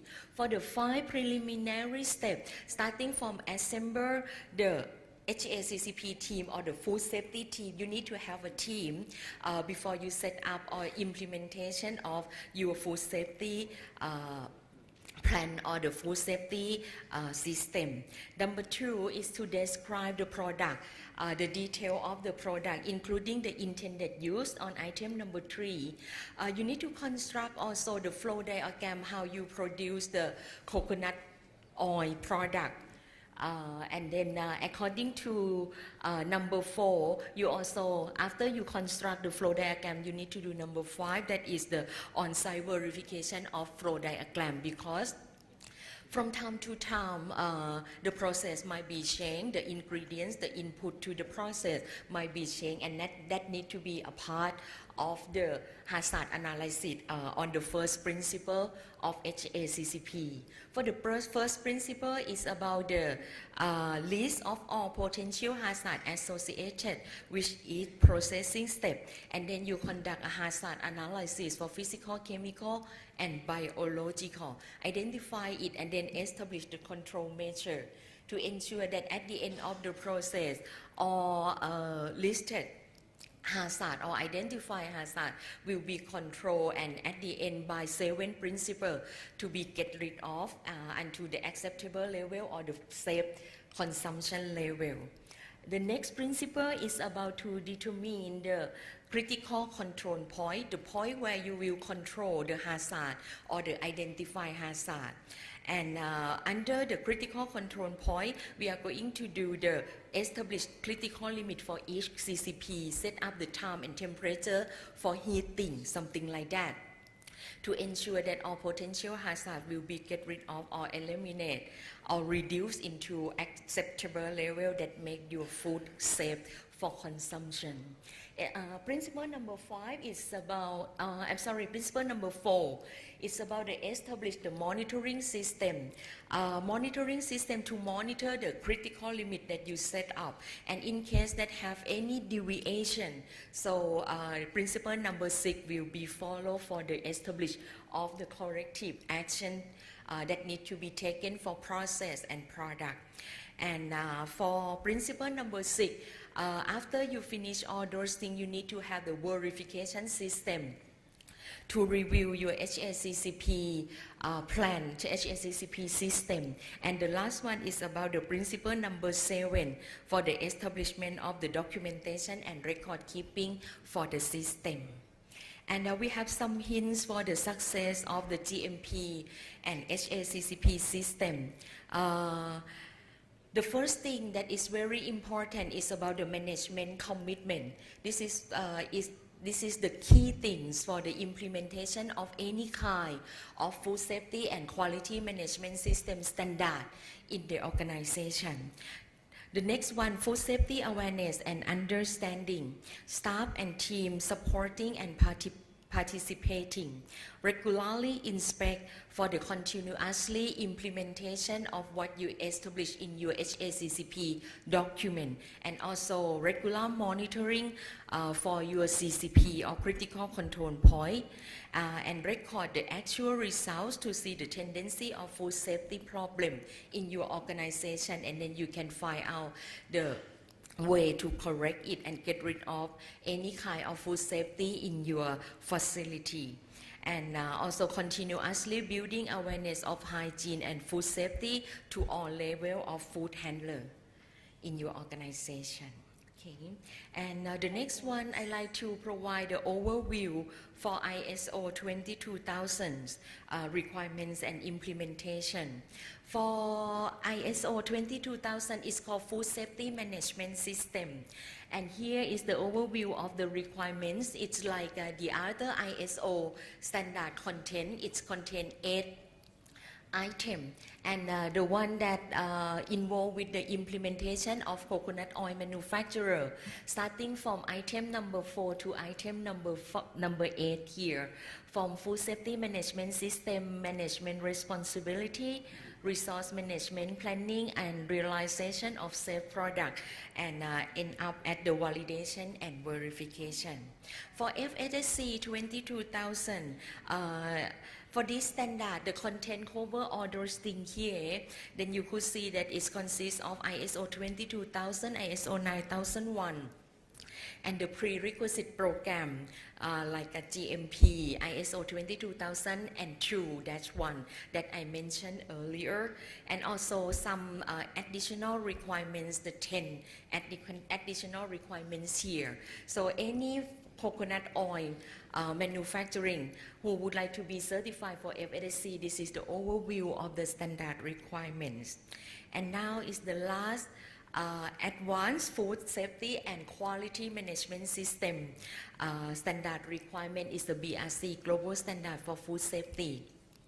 The previous standard that I provide you information mainly focused on food safety, and we also have some standard that mainly focus on at least 4 things.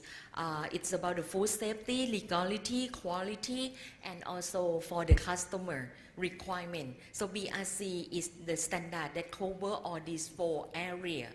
And the content of BRC cover 7 areas here, starting from senior management commitment, food safety has a plan, food safety and quality management system, site standard, product control, process control, and personnel.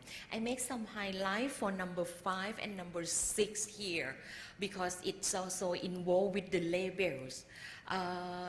Currently, any management system that is the advanced food safety management system, food safety and quality management system, or GFSI standard, it's involved also with the labeling. They give the high level of importance to the labels.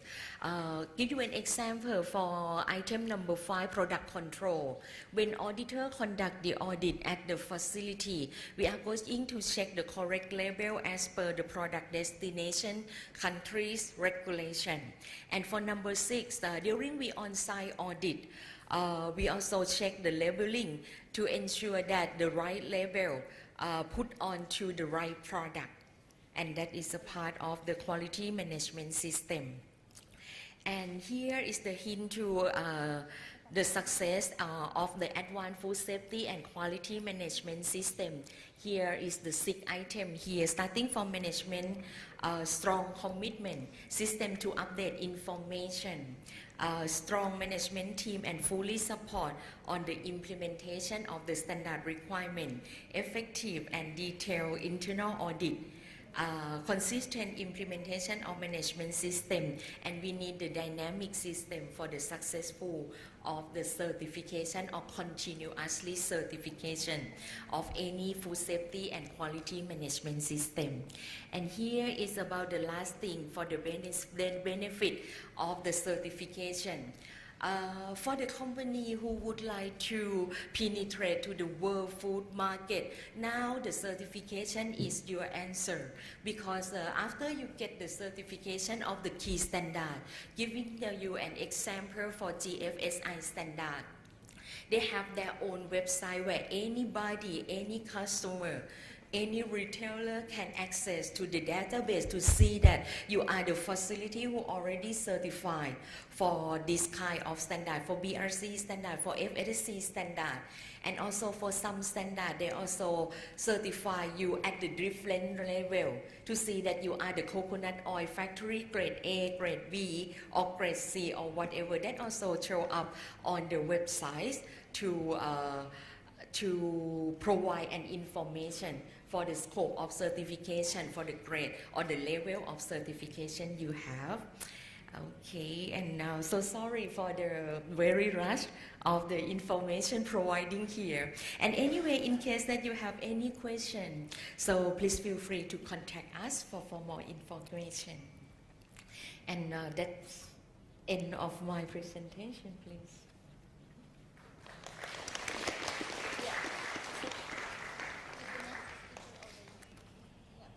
Chair and participant.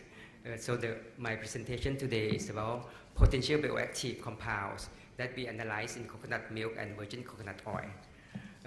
As you see that now the trading of coconut is all over the world, and in fact we have the coconut from various places go to produce in many places. And this is an example for Thailand that we have local coconut, and also we imported from Indonesia about 97%, and from Vietnam about 3%. So in this study, we did comparison on the potential bioactive ingredient in coconut from different sources before we pool for the study in one study. You can see that the first one that we think it should be the potential bioactive compound in coconut is the fatty acid. That is the medium chain fatty acid. If you look at the different sources of in coconut meat, Thailand, Indonesia, and Vietnam, the ratio of the profile are almost the same, not significantly different, and totally is about 58% of the total fat you found in the coconut meat. And why we have to look at medium chain fatty acid? If you look at the metabolism of the medium chain fatty acid, this is medium chain triglyceride (MCT), and if you pass through, absorb into the intestine mucosa, it's going to go down to liver to be energy, metabolized to be energy immediately. But if you look at the other long chain fatty acid, it's going to go to another route, and then it can be changed into the fat again. So in this case, a medium chain fatty acid is the one that metabolizes very quick, faster than long chain fatty acid. And you can see that there are some studies that talking about overfeeding with medium chain triglyceride, this is triglyceride, right? Diet result in diminishing the deposit of fat comparing with long chain triglyceride. So this one you can see that the bar graph here is for the long chain and the black one is for the medium chain. So normally the accumulated fat in the body is lower in case of having the medium chain triglyceride. So this is one that's why we say that this is a bioactive compound in the coconut. Second one that we look is total phenolic compound or total phenolic content that normally we found in the plant. They are not so much different in different sources of coconut meat, except in Vietnam a little bit higher, significantly, but not. I mean, for the data, it's not that much different. And even look at the phenolic content in other fruit and vegetable, coconut meat is not too bad for the source of total phenolic content. Yeah. But it's too small. Other thing is antioxidant activity of the coconut meat. From different sources, not so much different. We look at FLAP and ORAC. Comparing with other plants, in coconut is a little bit too low comparing. So maybe coconut meat is not the good source of antioxidant. For the phytosterol, we know that phytosterol is good for reducing cholesterol and many things. We look at in coconut meat from different sources. They are not so much different. In Vietnam, a little bit higher than the other two sources. Phytosterol content in other nuts is quite higher than in coconut. So coconut meat is not the good source of phytosterol as comparing with other nuts. As we use coconut meat to make the coconut milk. So this is a process. I think everybody use it in this world, except in Thailand, maybe we are sensitive with the dark color. So we peel the brown skin out. And coconut milk can be whiter. But in fact, the brown skin also contains very high fat. And when coconut milk is used for making virgin coconut oil, it starts from coconut milk, and then the very traditional process is natural fermentation method, that you can let it ferment, and with the fermentation process, you break the emulsion and the fat separate. So you get the virgin coconut oil from fermentation process. Another one that in the big industry we use is the centrifugation process, that you centrifuge about 3 times and then you vacuum evaporate to remove the residual water out to get the good water activities, and you get the virgin coconut oil from centrifuge process. By the standard of the virgin coconut oil, normally it should contain C8 to C12. In fact, by the WHO talk about virgin coconut, MCT or MCFA is C8 to C18. But you can see that the ratio, the ratio of the C8, C10, and C12 is about this ratio. That is quite similar to what we found in the coconut milk, virgin coconut oil from centrifuge, CVO, and virgin coconut oil from fermentation, FVCO, about 58% totally, and the ratio is quite similar to the standard. When we look at the relative content on the triglyceride composition, what does it mean? It means that if the number is TG38.1, it means that all the triglyceride have the number of carbon of 38, and one is the one unsaturated bond. So you can see that that one double bond, right? So you can see in this case, CTH1, it can be triglyceride that have C10, C10, and C18-1, or C8, C12, and C18-1. This is a chance of having the fatty acid on the triglyceride molecule of this one. And we look at the chance of having the medium chain fatty acid on position 1 and 3. Because if you have on position 1 and 3, fatty acid on 1 and 3 will be digested out first and used as energy. So if you have more number of the medium chain fatty acid on position 1 and 3, it means that it's more available to the body. We found that probability of the medium chain fatty acid in the coconut oil and coconut milk to be on number 1 and number 3 position is about 60%, 55 to 58%. So it means that about 60% can be available very quick in terms of the position on the molecule. So you can see that in this figure. This is the triglyceride, right? And then after that, the number 1, position 1 and 3 gonna be digested out. So number 1, if it medium chain fatty acid will be digested by gastric lipase out first, and then after that pancreatic lipase later, and then after that you get monoglycerol. For the long chain, it's gonna be digested in pancreatic lipase, both of them. So this one can be out first, and then can be used in the body as energy, not accumulate. So in coconut milk, you have a chance of 60% to be used in this case. The next one, we look at total phenolic content. In coconut milk, I say that it's quite high. Comparing with other nuts, it's a good source of total phenolic content. But after you extract to be oil, most phenolic compounds are hydrophilic. So it's not coming into oil. So you cannot find so much, or even not find in the virgin coconut oil, both kinds of centrifuge and fermented. So phenolic content normally in other kind of food is quite high. Comparing the one that we find in coconut milk is not too bad to be the good source of phenolic content. But for the virgin coconut oil, it's not the good source of the phenolic content. Okay? But in coconut milk, it's very good. Antioxidant effect or activity, FLAP and ORAC, not too high even in coconut milk. You can see that in other fruit and vegetable is quite higher. The most that we get in coconut milk is only 3, but here it's about, at least the lowest is 19 until 100 something. And in virgin coconut oil is nothing in there, antioxidant activities.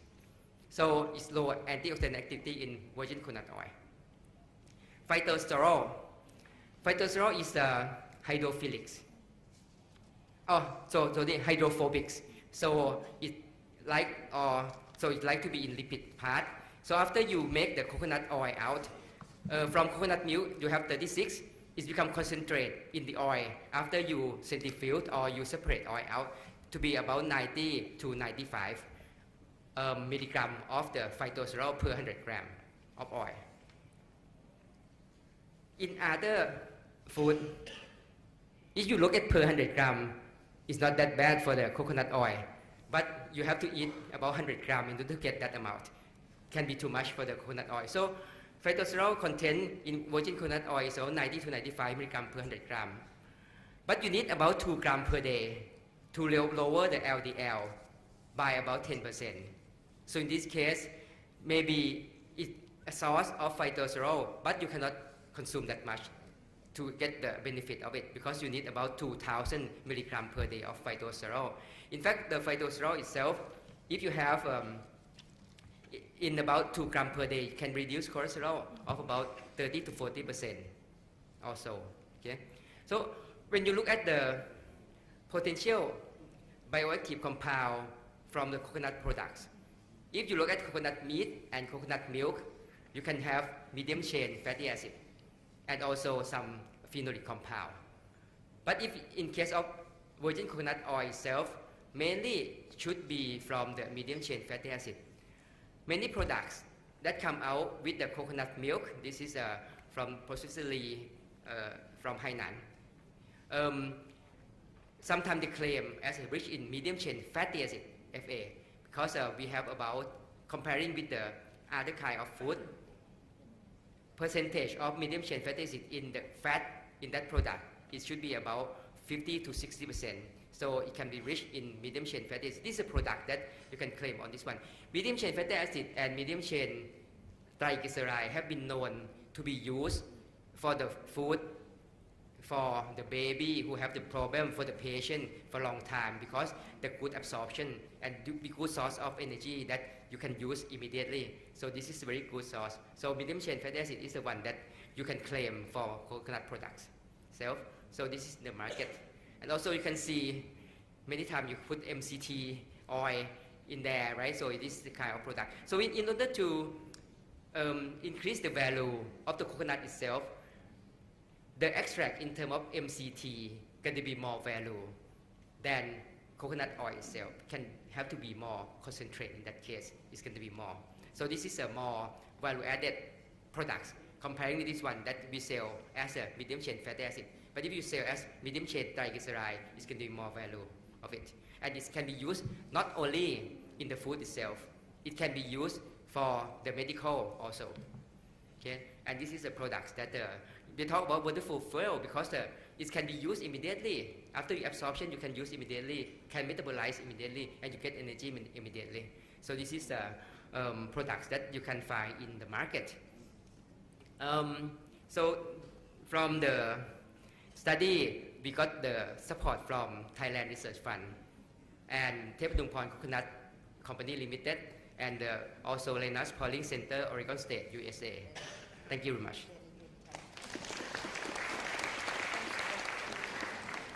Thank you, honors, participants. I'm Ankana Polmark from Thai Pure Coconut Company Limited. Can you hear me clearly? Okay. Okay. Why we do the organic coconut oil? Because nowadays consumer behavior and attention has been laid on the healthy diet because of the rising concern on the health and the environmental issues. And the virgin coconut oil is the one of the most beneficial fats for human, and the demand is rising rapidly to fit the global trend. In fact, I'm promoting it to friends.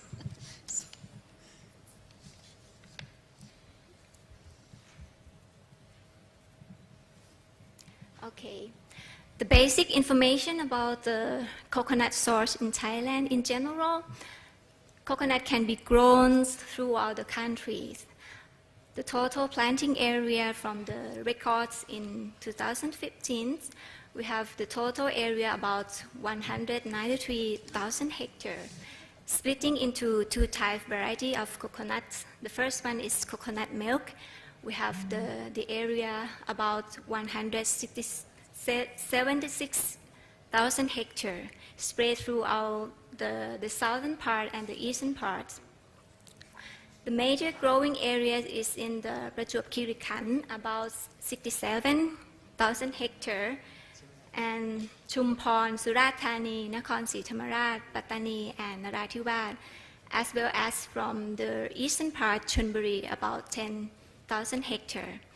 For the VCO production, according to our experience, the coconut growing in the brackish area give the best quality, the highest fats to produce the VCO.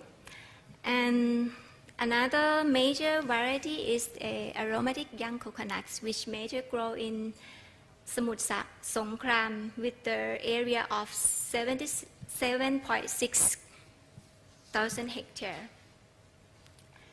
The total yield we record from the last 2 years is 300,000 tons, and with the 755 tons yield per right.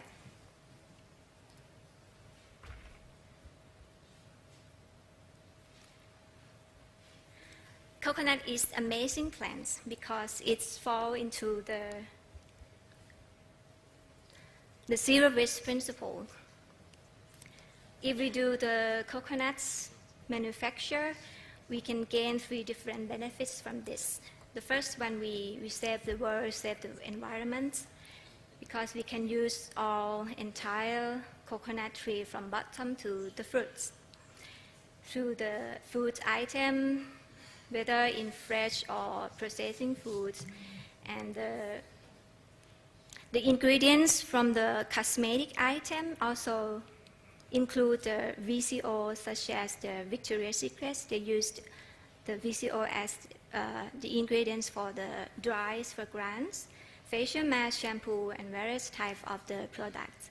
And also household cleaning item, as well as the byproduct from the coconut. The second benefit is for the farmers. Instead of they sell us only the fruits, they can get return from roots to the top of the coconut tree. And the third one is our business. We can develop various types of products from coconuts, as I show you up here, especially the activated carbon that can be sold with a very high price. The premium grades of activated carbon can be used in the operating room as a air purifier. In Thailand, we have the coconut export value about 11,000 million Thai bahts, which major go to the coconut milk, about 60%. The rest is from coconut oil, coconut fruits, and coconut water. Why we also import coconuts as a dry shredded coconuts, about 100 tons, and coconut oil for 6.7 tons. This is the records from the last years. To place your organic product globally, you have to follow the regulation of the organic standards from the destination markets. Here I show you the example of organic standards available nowadays from USA, EU, Japan, UK, Switzerland, Korea, Canada.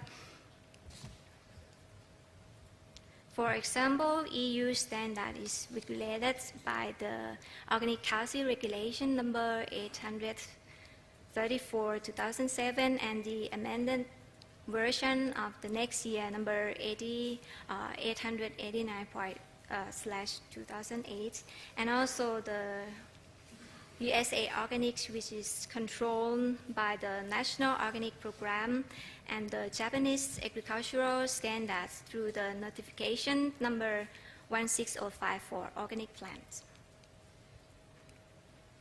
As you may know, that the regulations organization don't do the certification themselves. They work and issue the certification of organic products through the accredited agencies. This is the example of the control bodies that action in the coconuts, organic coconuts. Control Union, BioAgri-Search, EcoSearch, and Ceres have their office in Thailand, and where Lycon and Kiwa is the agency from Germany. How to have your products organic certified? First of all, we have to select the right control body that match your budget, your background, plans, and everything you have in your mind. Because for the farm certification, you have to keep in mind that you will apply for the certification inspection via the individual farm or the farmer group, because it affects your cost. During the application, you have to prepare the organic system plan. It includes the field map, validated documents of non-chemical application for 3 years. With this document, after the inspection, you can like use your material as the organics item for the manufacturing step. But if you cannot show that your growing area never apply any chemical for 3 years, so at first year after inspection, you have to like fall into the conversion period. You cannot use it as the organic material. And it's also including the general information of your growing area, your size, and your neighbor area, how they do, and cover the transportation. For the processing system, you have to do the organic handling system plan as well. That cover the production line, the flow chart of your production, pest management, how you do transport, how you manage the relevant documents. Then the CB will evaluate your information here, and then they follow the first inspection. For some CB, they probably ask from you to do the soil examinations, but it depends on the requirement from the CB. Then all the report from the inspection will send to the headquarters, and around 1 or 2 months, you get the certification. This is the example how the field map look like. We have to show the scope of your growing area, and indicates the neighbor area is the house or the rubber zone. This is the growing area of our contract farming in Samui and Got Mạc. For the on-site inspection, as I mentioned previously, about the individual farm is suited for the small scale, like our experience in Got Mạc. We have only 4 fields there, so we select to do the individual farm inspection. And for this system, the auditor will interview individually about the crucial information, your management in the farm, and this one you don't have to do the internal control system. Whereas the farm group is used for the big growing area or many farmers involved in this system. They will interview only the members of the grower groups, and it's a must to do the ICS, and the crop or the farm management must be uniform. During the on-site inspection, they will evaluate you every agricultural field or the production line. They will question you about the adjacent area, what they do, and storage, harvest, crop. They will check you have to show your traceability system, what you do, how you separate your organic products and non-organic products. And this is our experience. We do the organic production through the contract farming. We have the area in the eastern parts of Thailand in Trat province, Got Mạc around 256 hectares, and in Surat Thani, Got Samui and Got Tan. This is where the Samui Island look like, and this is a Got Mạc.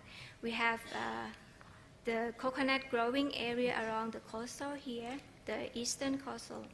And our farming is located in Taling Ngam and Maret and Lipat Noi. Whereas in the western part, Got Mạc, this area has very healthy coconuts, but this area, the coconut age around 60 or 70 years. This is how the contract farming look like. We number all coconut tree in the farm so that we can check the number of the coconut. The goal of, the heart of the organic certification that you is that you have to know and to calculate the estimated yield a year. From this, they can calculate the yield and can check it back whether you use the coconut fruit from your farm or you combine with the fruits from outside the organic system. Based on the contract, we provide management to the farmers. First of all, the soil improvements, we use our byproducts from the VCO manufacturing that's made of the skim milk, the coconut effective microorganism, and the seaweed that is available during February and March in Samui Island. And we also manage the insect pest control. Last year during December, we invite the specialists from Department of Agriculture to check and examine the outbreak of the insect pest in Samui Island, and we found that we're facing with the 4 major insect pests for coconuts. The first one is coconut black-headed caterpillar, which is quite serious in Samui and also in Got Mak.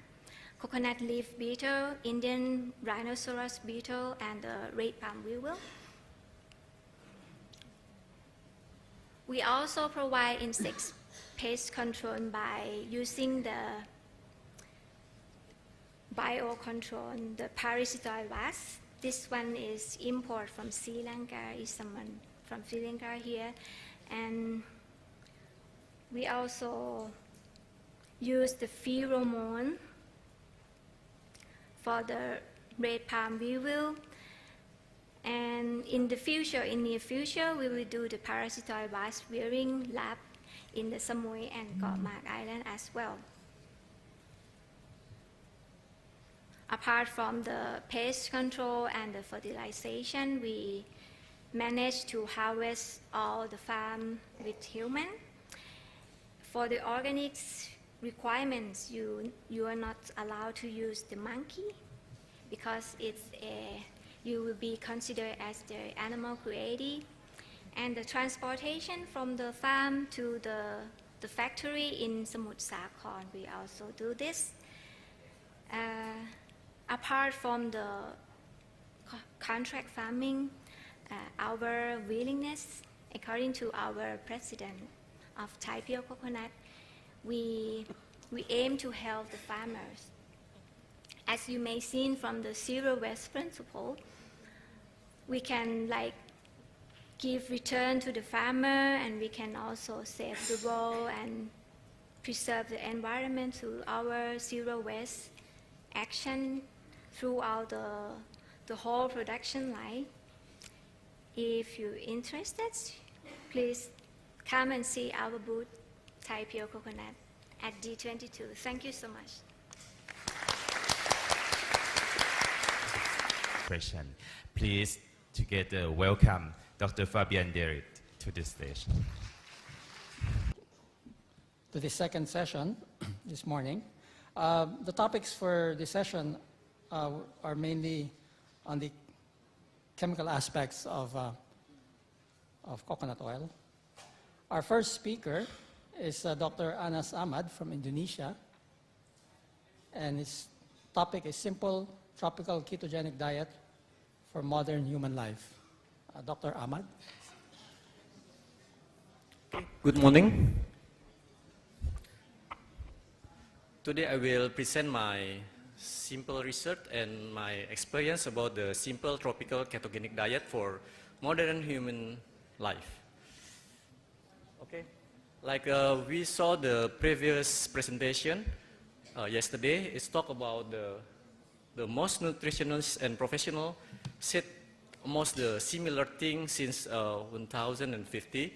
It's about how to get healthy. We must making a balanced food, reduce eating fat, more vegetable and fruit, and go exercise. And so many diet program making by the government or by private company. But what has happened? we still have so many health problems like obesity, diabetes, cancer, and etc. And now we saw the new trends in the world that actually I call it something like a food revolution. It said most people talking about the ketogenic diet that we already presenting by the presenter yesterday. It's about the high fat, medium protein, and low carbohydrate diet. And ketogenic diet is turn body into the fat burning machine. And as we live in Asia, especially in Southeast Asia, we already have a traditional diet, and we eat a lot of coconut. It's also in the another Asia Pacific islands. We already consume a lot of coconut meat, coconut water, coconut milk, coconut powder, and also coconut oils. So this is the idea of keto food pyramid that already can found outside there. Is about taking 70 to 75 our daily intake from fat. And then we got about the medium protein is about 20 to 25% from protein.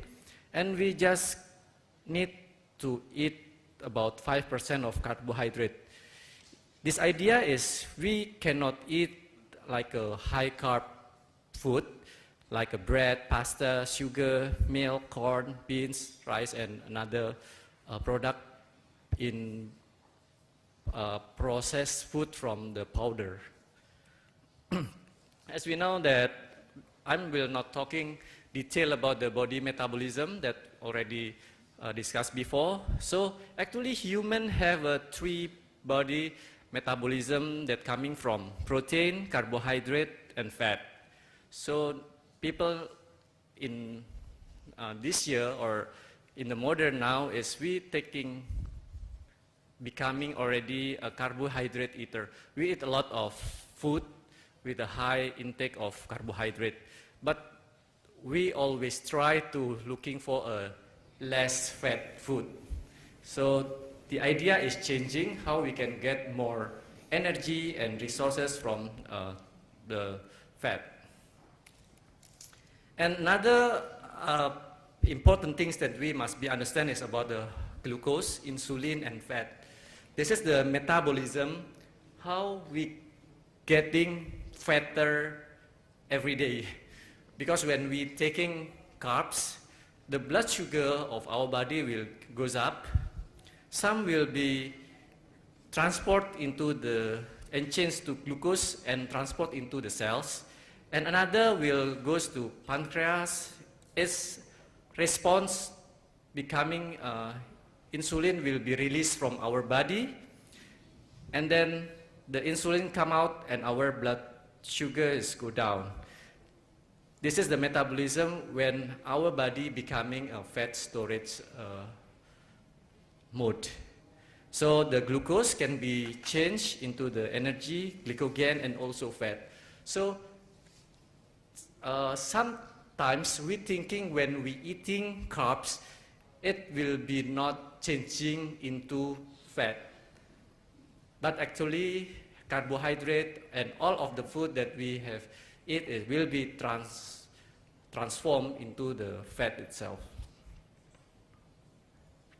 So the tropical ketogenic diet is already we consume every day in Pacific and Asia, and we already talked previous slides. And for modern life, we try to combine the idea with the ketofastosis. Ketofastosis means the combination between the keto diet and the intermittent fasting. So we develop a guideline. We have a last dinner, we finish it at 20 in the night p.m. We start eat just the next day at 12. And then we skip the breakfast and just consume water, coffee, tea, and also the coconut oils. And we can having a lunch and dinner with every fat sources. Also include the coconut milk, coconut meat for lunch and dinner. And in the same ratio with the 80% fat, 20% protein, and 5% carbs. And then we try to checking out our fasting blood glucose. The target is below 80 mg per dl. And another ways to check is using the keton in urine, keton strip, yeah. So human being have two metabolism for fat. Number one is about fat storage. It means when we eating the carbohydrate and our body secretes the insulin, our body becoming a fat storage. And another way we can becoming a fat burner. Mean when we stop eating glucose, we will using the keton as our energy source. Like a menu. In Indonesia, we have many traditional food. Like from coconut meat, we have a serundeng, and then we have a gulai. Gulai mean like a coconut milk combined with a chicken or with a meat.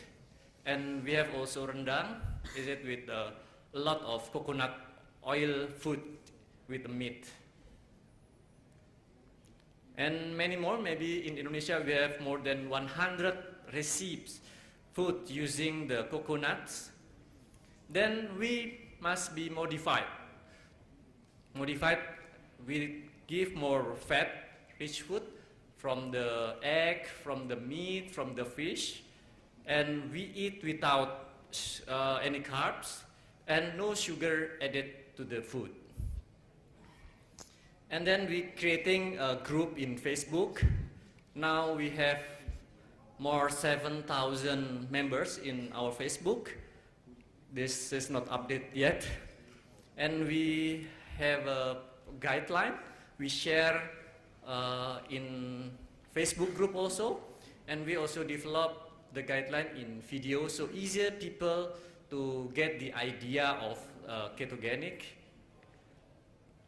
And before I came to Bangkok, we doing a survey. We got about 5% feedback of our members in Facebook groups. Almost 67%, they are satisfied with the program, how to eat in this way. And about 11%, they're expecting more. They already get the result, but they're still thinking how I can get like a slimmer faster and how I can lose weight faster. And almost no one not satisfied. And people starting get the benefit, get slim, more energy, and some people also get more good in their condition. And we hopefully we can continue the research about the therapy things like previous research in Alzheimer. This is my body about 2 years ago. I was 83 kg during that time, and I already tried to eat with many food, vegetables. I consume less carb during that time, and it's like very difficult to lose weight. But I tried to practicing this diet, this lifestyle. Then now I becoming 67 at ICCO 2017.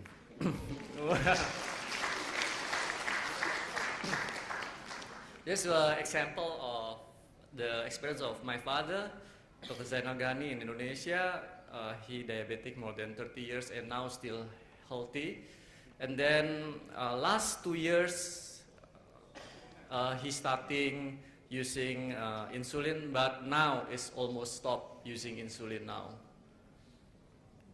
And we have many more experience from the members in Facebook groups, but it's all different. It's because everyone is unique and they have their different metabolism. Some can be faster going to ketosis, but some also find difficult things to going to the ketosis. And the final about the conclusion is fat is source of energy. Ketogenic diet will becoming a new lifestyle for the future. And fat naturally is more satisfied state for longer. So like in my own experience, when we eating fat, is it not easy for me to eat? Like in the break, I just drink coffee. I cannot eat carbs. But for me, I'm okay. I'm happy. And then fat didn't act as glucose. It's not increase blood sugar and not respond the insulin secretion. Coconut and coconut oil is a healthy fat as an alternative for tropical ketogenic lifestyle. Coconut oil rich of MCT and MCFA that promote the health and wellness. And the last is about we need more clinical studies on coconut oil will help more people aware the benefit of the coconut. Be happy and healthy life with the benefit of the tree of life, the coconuts. Okay, thank you. Thank you very much, Mr. Ahmad, for your personal experience and personal research.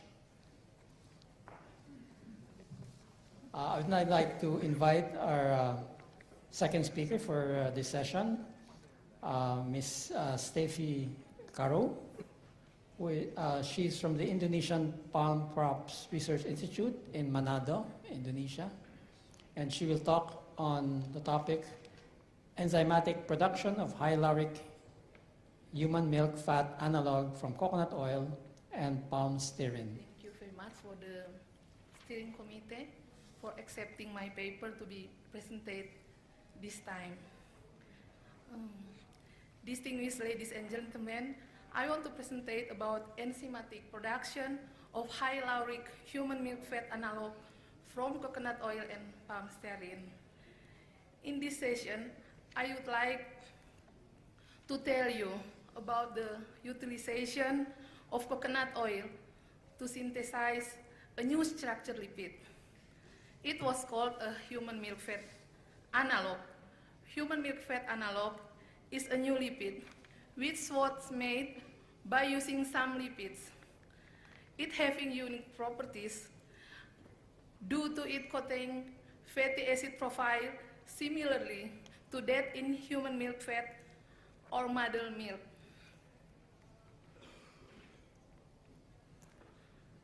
This table shows us the fatty acid profile of human milk fat, infant milk, and human milk fat analog. Previously, there are some researchers reported processing of human milk fat analog. They use commercial tripalmitin, which is very expensive. Some scientists use lard oil, due to lard oil is rich of palmitic acid. Infant milk is dominated of long-chain unsaturated fatty acid. The main fatty acid in infant milk is oleic acid. Please notice here, these three fats having similarly fatty acid in its triglyceride. The difference is palmitic acid in HMF and HMF analog are distributed in SN2 position. In infant milk, the palmitic acid are located or esterified in SN1 and SN3 position of triglyceride, as described by Dr. Visit previously about the metabolism of positional of triglyceride. The role of palmitic acid in the SN2 position of glyceryl backbone is to ease the digestion and absorption of the fat in the infant intestine. Long-chain fatty acid, like palmitic acid, which was esterified to SN1 and SN3 position during the digestion, can form insoluble complex with calcium, and it causes the decreasing of calcium absorption in intestine.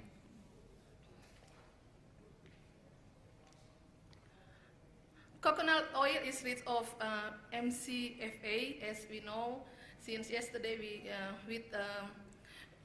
we discussed about the potential sources of MCFA in coconut oil.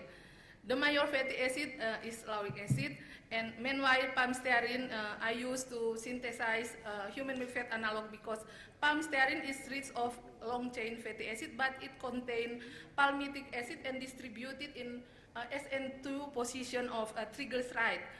So if human milk is the sour cyst is from mother, but human milk fat analog is sour cyst from coconut oil. In our research,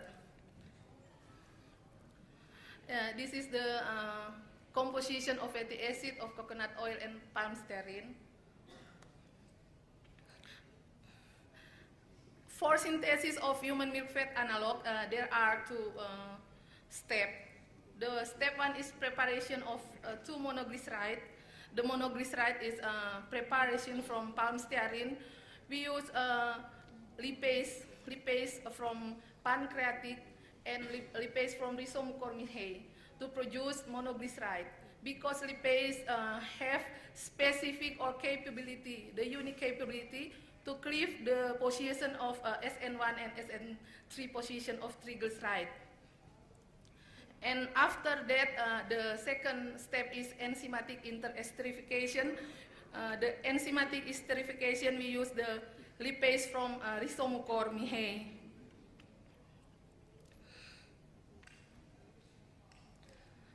Let's see for this slide by using two kinds of lipase. Lipase from rhizomucormidae during the synthesis of 2 monoglyceride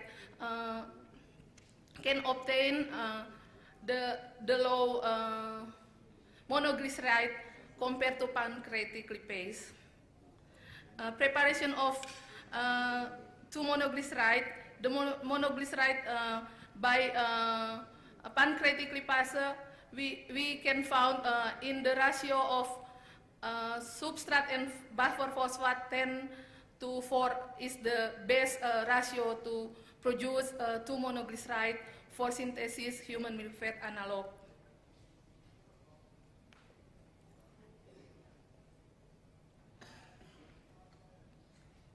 And we also try to find the best time of reaction to produce 2 monoglyceride by using this 2 lipase.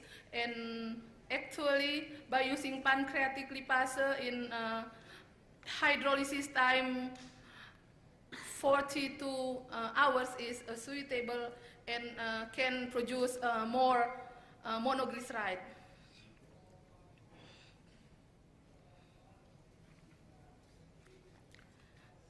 And during enzymatic esterification, interesterification, we found that we use two ways. We try to find the temperature to obtain more triglyceride, and after that, when we find the temperature, we try to evaluate the best time of interesterification to produce more triglyceride.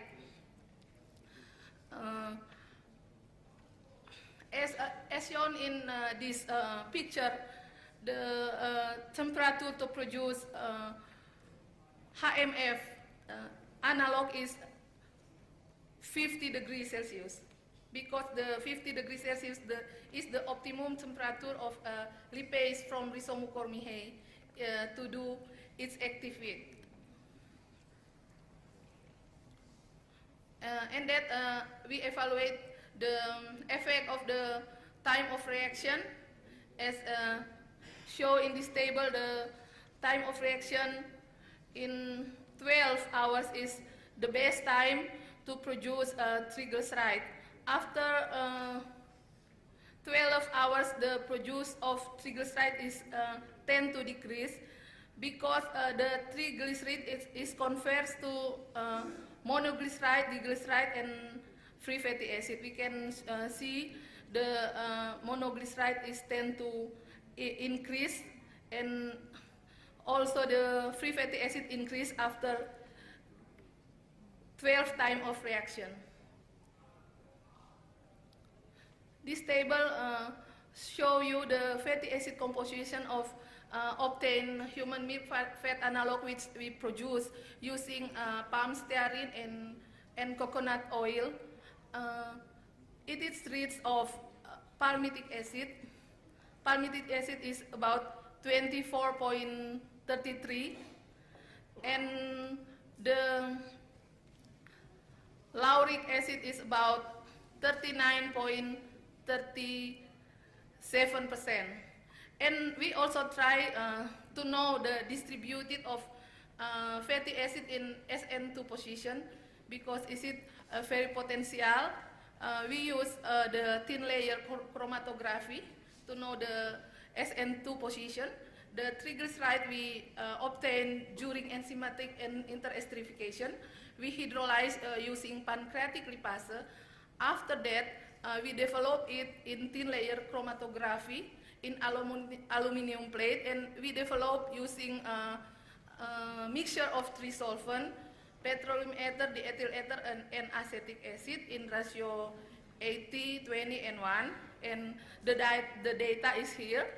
It is rich of palmitic acid in SN2 position. And it also rich of medium chain fatty acid, especially lauric acid. And this is the stability of human milk fat analog. We evaluate during 72 hours for in temperature 60 degrees Celsius. And we found, as we know, the medium chain fatty acid is very stable to oxidation reaction. We found the oxidation reaction, and we measure the peroxide value until the storage of the HMF 72 hours. And we also evaluate the free fatty acid of the human milk fat analog during storage. We use room temperature for 8 days, but the tube is opened. So we can accelerate the hydrolysis of the HMF analog, and this is the result we have. The conclusion of our research, tropical oils such as palm stearin and coconut oil could be utilized as the main raw materials to synthesize human milk fat analog. The resulted HMF analog was found to be rich of medium chain fatty acid. The existence of palmitic is in the SN2 position was aimed to be similar to human milk fat, and the MCFA lauric acid in the SN1 and SN3 position was expected to provide fatty energy that readily be utilized by the body and not stored in the fat muscle. The obtained HMF analog was stable to oxidative and hydrolysis deterioration, which indicated from the peroxide value and free fatty acid content during storage. I think that's all. Thank you very much for your attention. Terima kasih. Thank you very much, Ms. Stevie. Is Associate Professor Dr. Somluk Kongwang from the Silpacorn University Faculty of Pharmacy, which is located in Nakhon Pathom. I will be going there, I believe, on this Saturday, so maybe we'll pass by his university. Dr. Kongwang will deliver 2 papers. The first paper is entitled Formulations of Antiperspirant and Deodorant Sticks Containing Virgin Coconut Oil Dry Emulsion. So Dr. Kongwang. Everyone, and Swaddi from Thailand. Actually, I would like to thank the committee for giving me a chance to speak and share my experience with you for 2 topics today, which involving my field in pharmaceutical area and also cosmetic. Okay. First of all, I will talk about the formulation of antiperspirant and deodorant stick containing coconut oil dry emulsion.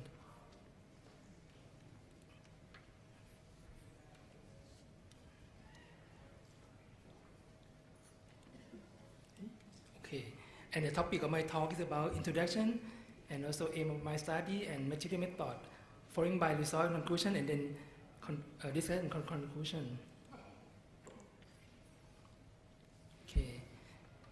As we may know that sweat from our body is a product that for controlling the body temperature, right? Now in Thailand, we are in summer. If you go out today, I heard from the forecaster that it's about 40 degrees Celsius. So if you are easy to get sweat, I mean, it will be watery water. Just be careful of this one. For the sweat itself, it just makes you inconvenient, right? But more than that, if you get some bad smell, I mean, it's gonna make other people annoying also. For the person who get bad smell, I mean, it does not come from your sweat, it just comes from bacteria of our body. Mostly it's from epidermis, such as S. aureus or S. epidermis, that make your body get smell. So it makes you not satisfied by your body. So the thing that first we think of the formulation is to use the antiperspirant. And I would like you to know about the mechanism of antiperspirant first. Antiperspirant is just the chemical identity that used in your skin. Once you apply to your skin, it will form a gel, and then it's kind of pack your sweat gland not to produce sweat so that much. It makes your arms that dry. When we think of the product of using the antiperspirant, what do you think of? This one, right? The roll-on or stick, right? So most people do that for getting healthy for this one. But what about coconut oil that involve this one? From many advertised and also many literature review that, coconut oil may have some antimicrobial. And I saw that tomorrow the speaker will talk about antimicrobial also, right? So I just talking about today first, okay? So we think that if you put the oil, coconut oil, VCO into our preparation, it might help for antibacterial. So your body will get a good smell instead of bad smell. So the aim of my study, we use the coconut oil to formulate as a stick, okay? But the coconut oil itself, it's kind of liquid form. It's not easy to put into formulation, so I change the oil form into the powder. It's easy to make a formulation. And then to compare the physical property of the formulation with the commercial. And the material that we use is the aluminum chlorohydrate, which I use ACH, is the antiperspirant, and sterol alcohol and glyceryl monosterate cell emulsifier, GMSSE as the emulsifier, and use talcum, and then also coconut oil dry emulsion, which I will discuss in the next research, okay? First of all, I asked my students to formulate the stick. They try to search from the cosmetic textbooks. This is a water in oil emulsion formulation. They have some stiffening agent, a sterol alcohol and also silicone. And then we have ACH, about 25%, 50% in this one, but they have 50% here. So the total is about 25%. And then they take a look also with the commercial formulation. They also have some aluminum zirconate and also zirconium, and then some kind of fancy stuff, antioxidant, and also stiffening agent. So from here we start. First we make the dry emulsion first, coconut oil dry emulsion. First we mix oil, we call primary emulsion, and then we dry it. And we formalize it in the powder form. What we have done for the evaluation of CODE, we study the fatty acid value, and then we study the flow and also the moisture content. For this part, I will discuss in the second paper, okay? For the detail. When we would like to make a stick preparation, first we try to make the oil part, which is as stearyl alcohol and GMES, and heat up about 65% to 70% degrees Celsius, sorry. And we heat oil part, and then we heat water part, and then we put the oil part, the water part into oil part and stir all the time. And then once we get it, we get kind of cream, and then we mix with the dry emulsion, lubricate it. Once we lubricate the formulation, and then we try to heat it again to melt it and pour into the mold that we prepare. For the evaluation, we focus on the in vitro study. By first, the hardness of the formulation, we using the pinetometer apparatus, and we did some stability study using 4 cycles of freeze-thaw test, and then we exploring the moisture content by occlusion test, and finally we like to know whether the VCO can have antimicrobial test or not. We asked the government, the health government, by medical science department. Actually, we did in our department, but I'm not sure that we are experts, so we asked them to repeat us the result again. Okay, for we get formulation, we try to vary all kind of sweetening agent, such as the stearyl alcohol. Once we increase the sweetening agent, we found that the increase of hardness going up. This is a picture of pinetometer. The principle of pinetometer is to, you see this one is cone, right? This kind of metal cone. You put the sample here. That's, okay. Oh, we put the sample here, and then we let the cone down, and we measure the depth of the cone at certain time. Once we get the time and we get the depth of the pinetometer, we calculate the hardness. The unit is the gram per sec. Okay. This one is a commercial hardness.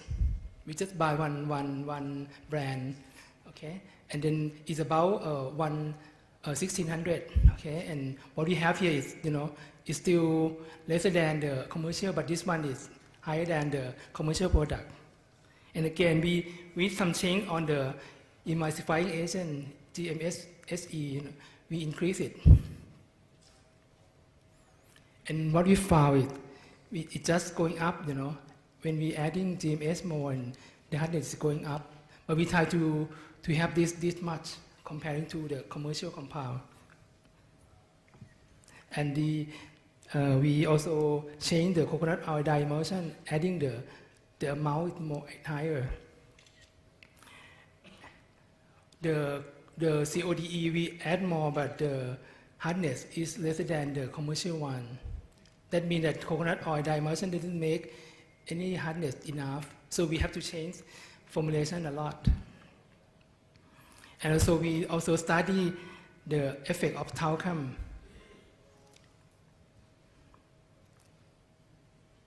Here is the hardness. We use talcum 2%, and we get the same amount of the hardness of the commercial compound. So we think that it should be okay. And this is a picture that we use it, and we have plastic mold here. And we find the optimal one. Actually we done a lot of formulation, and this is the final one. We have the aluminum chlorohydrate 10%, SA 75%, GMS SE 10%, and coconut oil dye emulsion 30%, and talcum 2%, and QS water 100%. We make this one. And we hope it's okay for us right now. So once we get the good formulation with the optimum hardness, we go to another part to explore the occlusive test. Occlusive test that we measure the water content. We using the test tube, and then we have some cellophane as a skin, and we put some sample over the skin, over the cellophane, and we set up at 22 Celsius at 50% RH for 24 hours, and measuring the weight that the water inside lost, how much they lost. This experiment is kind of a little bit complicated, because when you use the sample, you have to put at the same amount for comparing. When you spread to the cellophane, you have to spread it with the same thickness as much as possible. So it's kind of difficult. One we set it for 24 hours, we have this result. For the first one, it's open. We get the percent remaining water, it's about 96%, something like this. But the cellophane itself, it can cover the loss of water, and it have the 97.5. And once we use the formulation that we use, it's just the same as the open one. And the commercial compound, and it have an acoustic taste that better than us. When we saw the result, we take a look at the sample on the cellophane. We found that the cellophane itself touched with my formulation, the cellophane broken. That means it's not good enough to have the acoustic taste. When we prepare everything, and then we have to take stability study. What we use for criteria is using the hardness. This graph shows the comparison between before and after 4 cycles of stability. For the satisfactory formulation, the hardness is about 1200, and after that it's a little bit higher. For the commercial one, it's about the same, about 1600, and for the after, it's not that much difference. For our formulation, I discussed with my student what happened, and they said that it might be because we have more water in formulation. When we set like 4 cycles, it's about for 8 days. So the water evaporation, so it means that the hardness is getting higher. And this one, we asked the scientists in the medical science at the health government, health ministry. They did some antimicrobial study using a GAR diffusion test with the Staphylococcus aureus 2 species, and then Staphylococcus epidermidis 1 species. And we have sample, we have CODE, coconut oil diemulsion. We have 1:1 dilution and 1:9 dilution. The amount of use using 20 microgram per dish. The result is negative. For the formulation that we prepare, do the same thing as CODE, the negative also. The commercial also have negative. And surprised me a little bit that coconut oil itself also negative. I think that there's something that for the coconut oil itself, when I read a book about the antimicrobial, mostly it's come from monolaurin, right? So if they change the coconut oil into monolaurin, we might see the positive in this one. But we use as the raw material, so we may not see the positive result.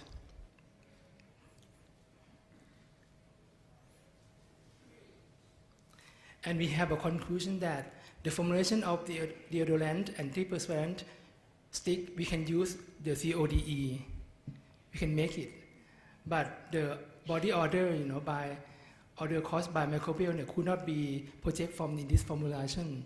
And also, we might add some antimicrobial, or we change the CODE by adding monolaurin from PCO itself.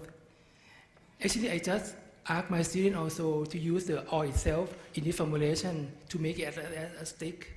It does not work because it's oil phase, it's a liquid phase.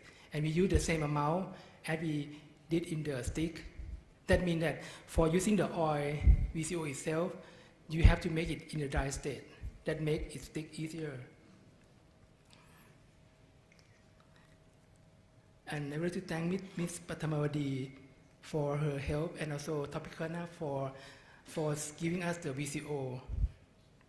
And these are my reference, which you can see from the proceeding. And this is one of my topic. Can I proceed? Okay. My topic. Okay? Yes. Okay, you can ask me at one time. Okay, we'll have a 2-second break. Well, No break. Huh? Dr. Kong Wang prepares for you. In my department, and we have a lot of projects together.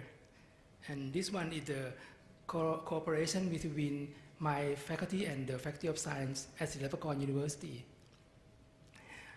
I have done virgin coconut oil dry immersion for several years for actually using the pharmaceutical area. I do some research on anti-acne using the coconut oil dry emulsion. I didn't present here because I mean it's kind of in pharmaceutical field, so I just use the commercial one in the cosmetic and then with some basic type of research. So you can see the coconut with the tamarind, right? That's so fun that we have this kind of thing. And the outline today is introduction, aim of my study, material thought, result discussion, and also conclusion. We may know about the coconut oil. Actually, this picture, I mean, I also see from yesterday from Sri Lanka, right? They use the same picture as me, this one. So we get the same source. Coconut oil itself, it's liquid state. I try to change into the powder form because when we're talking about emulsion is a form that thermodynamics, unstable. They try to aggregate itself into the oil. Emulsion is oil and water, right? Mixed together with emulsifier. Some medicine in my field that easy to hydrolyze in water. When we use emulsion, it's not stable at all.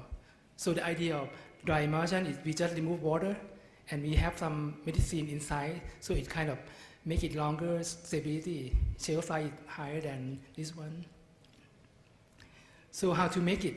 We like to have some kind of polymer that to hold the oil droplet inside of the emulsion. The trend of natural product using in the compound in the formulation is high. So when I have a discussion with the professor from science, she also doing some cellulose from the tamarind seed. I mean, she is extract it because tamarind seed in Thailand, people in Thailand also like tamarind a lot. But for the waste itself, the seed itself, we didn't eat it. So we just extract some of the polymer, the polysaccharide chain here, and she tried to make it many fields, like in pharmaceutical area or food area, she tried to make it. And when we talk to each other, we have a connection and do some experiment together. So the aim of my study here is using biopolymer in dry emulsion, that is cellulose. But more than that, I just wonder if we have different kind of source of VCO in Thailand. I mean, what happened to my dry emulsion using the same formula? That kind of interesting for me when we change the different source of the oil. The material method, the material this one is HPM CBU, cellulose and tapioca starch. We do some antioxidant using DPPH and using Tolok as standard. And we bought it. Now we have to buy it. No sponsor at all, okay? And also when it's either analytical grade. Okay, this part is going to make you clearer than before. I mean, for the preparation itself, we prepare the cellulose can by distilled water, cold water, about 2 degrees Celsius, and make it stir using 2 hours to make it swell. Actually, it's difficult to swell also. It takes time. We vary concentration from 0.1% to 2%. Actually, we did some more than 2%, but the viscous is too high. We have to reduce into 2%. And we add coconut oil, we use homogenizer, and we add tapioca starch, and then see the base formula, and then we dry emulsion. This is the formulation that we have been studying. We're using the coconut oil about 25 milliliters and the different concentration of silicon. We add tapioca starch and distilled water. You can see that this one contains about 25 ml of about 50% of the formulation. Okay.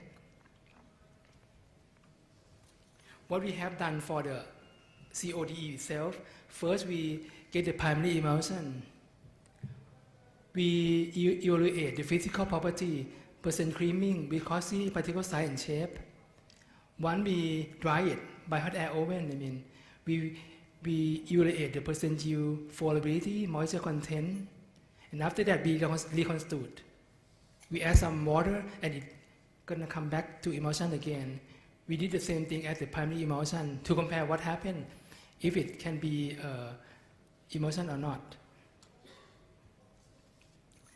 This is a picture of the percent creaming study. We add the emulsion into the cylinder and wait for about 2 days to see the separation of oil and water or not. If we didn't see any separation, we call it 100% creaming. That means stable. And this is the picture from the microscope. We're using different concentration of silicon, from 0.1 to 2%. We can see the oil droplet, in a small shape. Actually, we have to time 100 to see the particles. When we get the primary emulsion, we make it dry. Too bad the silicon cannot make my dry emulsion form, because when we use the silicon 1.5%, with tapioca starch 10%, is separate. Even we add more starch, I just think that it might help the content, but it's still separate. When we add to 2%, it's still separate. So we try to make more formulations and try to vary concentration of tapioca of the silicon. It doesn't make any good, so we change. We try to make the emulsion by using HPMC instead and try to mix it, whether it's good or not. Finally, we find out that when we use the HPMC 5% and silicon 1.5%, we can get the dry emulsion in a good form. And this is what we have. So we cannot make the dry emulsion itself by using silicon alone. We need to have the HPMC. This is the result in this table. We will to compare the 7.5% HPMC that we have done before and with this one. The yield is almost the same, about 60%, and the moisture content is about 2.9. This is 2.7, it's the same, and this is the flow of the powder that we have. It's pretty much the same, 38 or 35.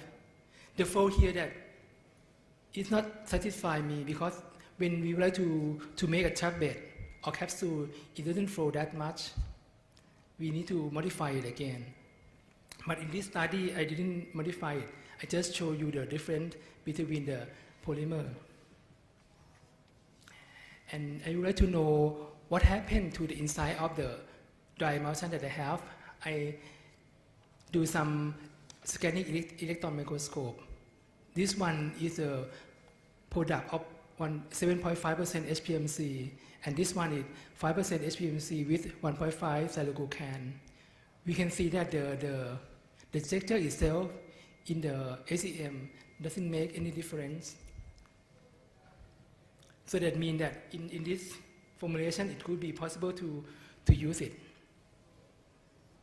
And once we reconstitute to get the emulsion again, what happened is the size, the shape is still the same, with round shape and also be in the good creaming. We have 100% creaming for both HPMC 7.5 and 5 with silicon 1.5.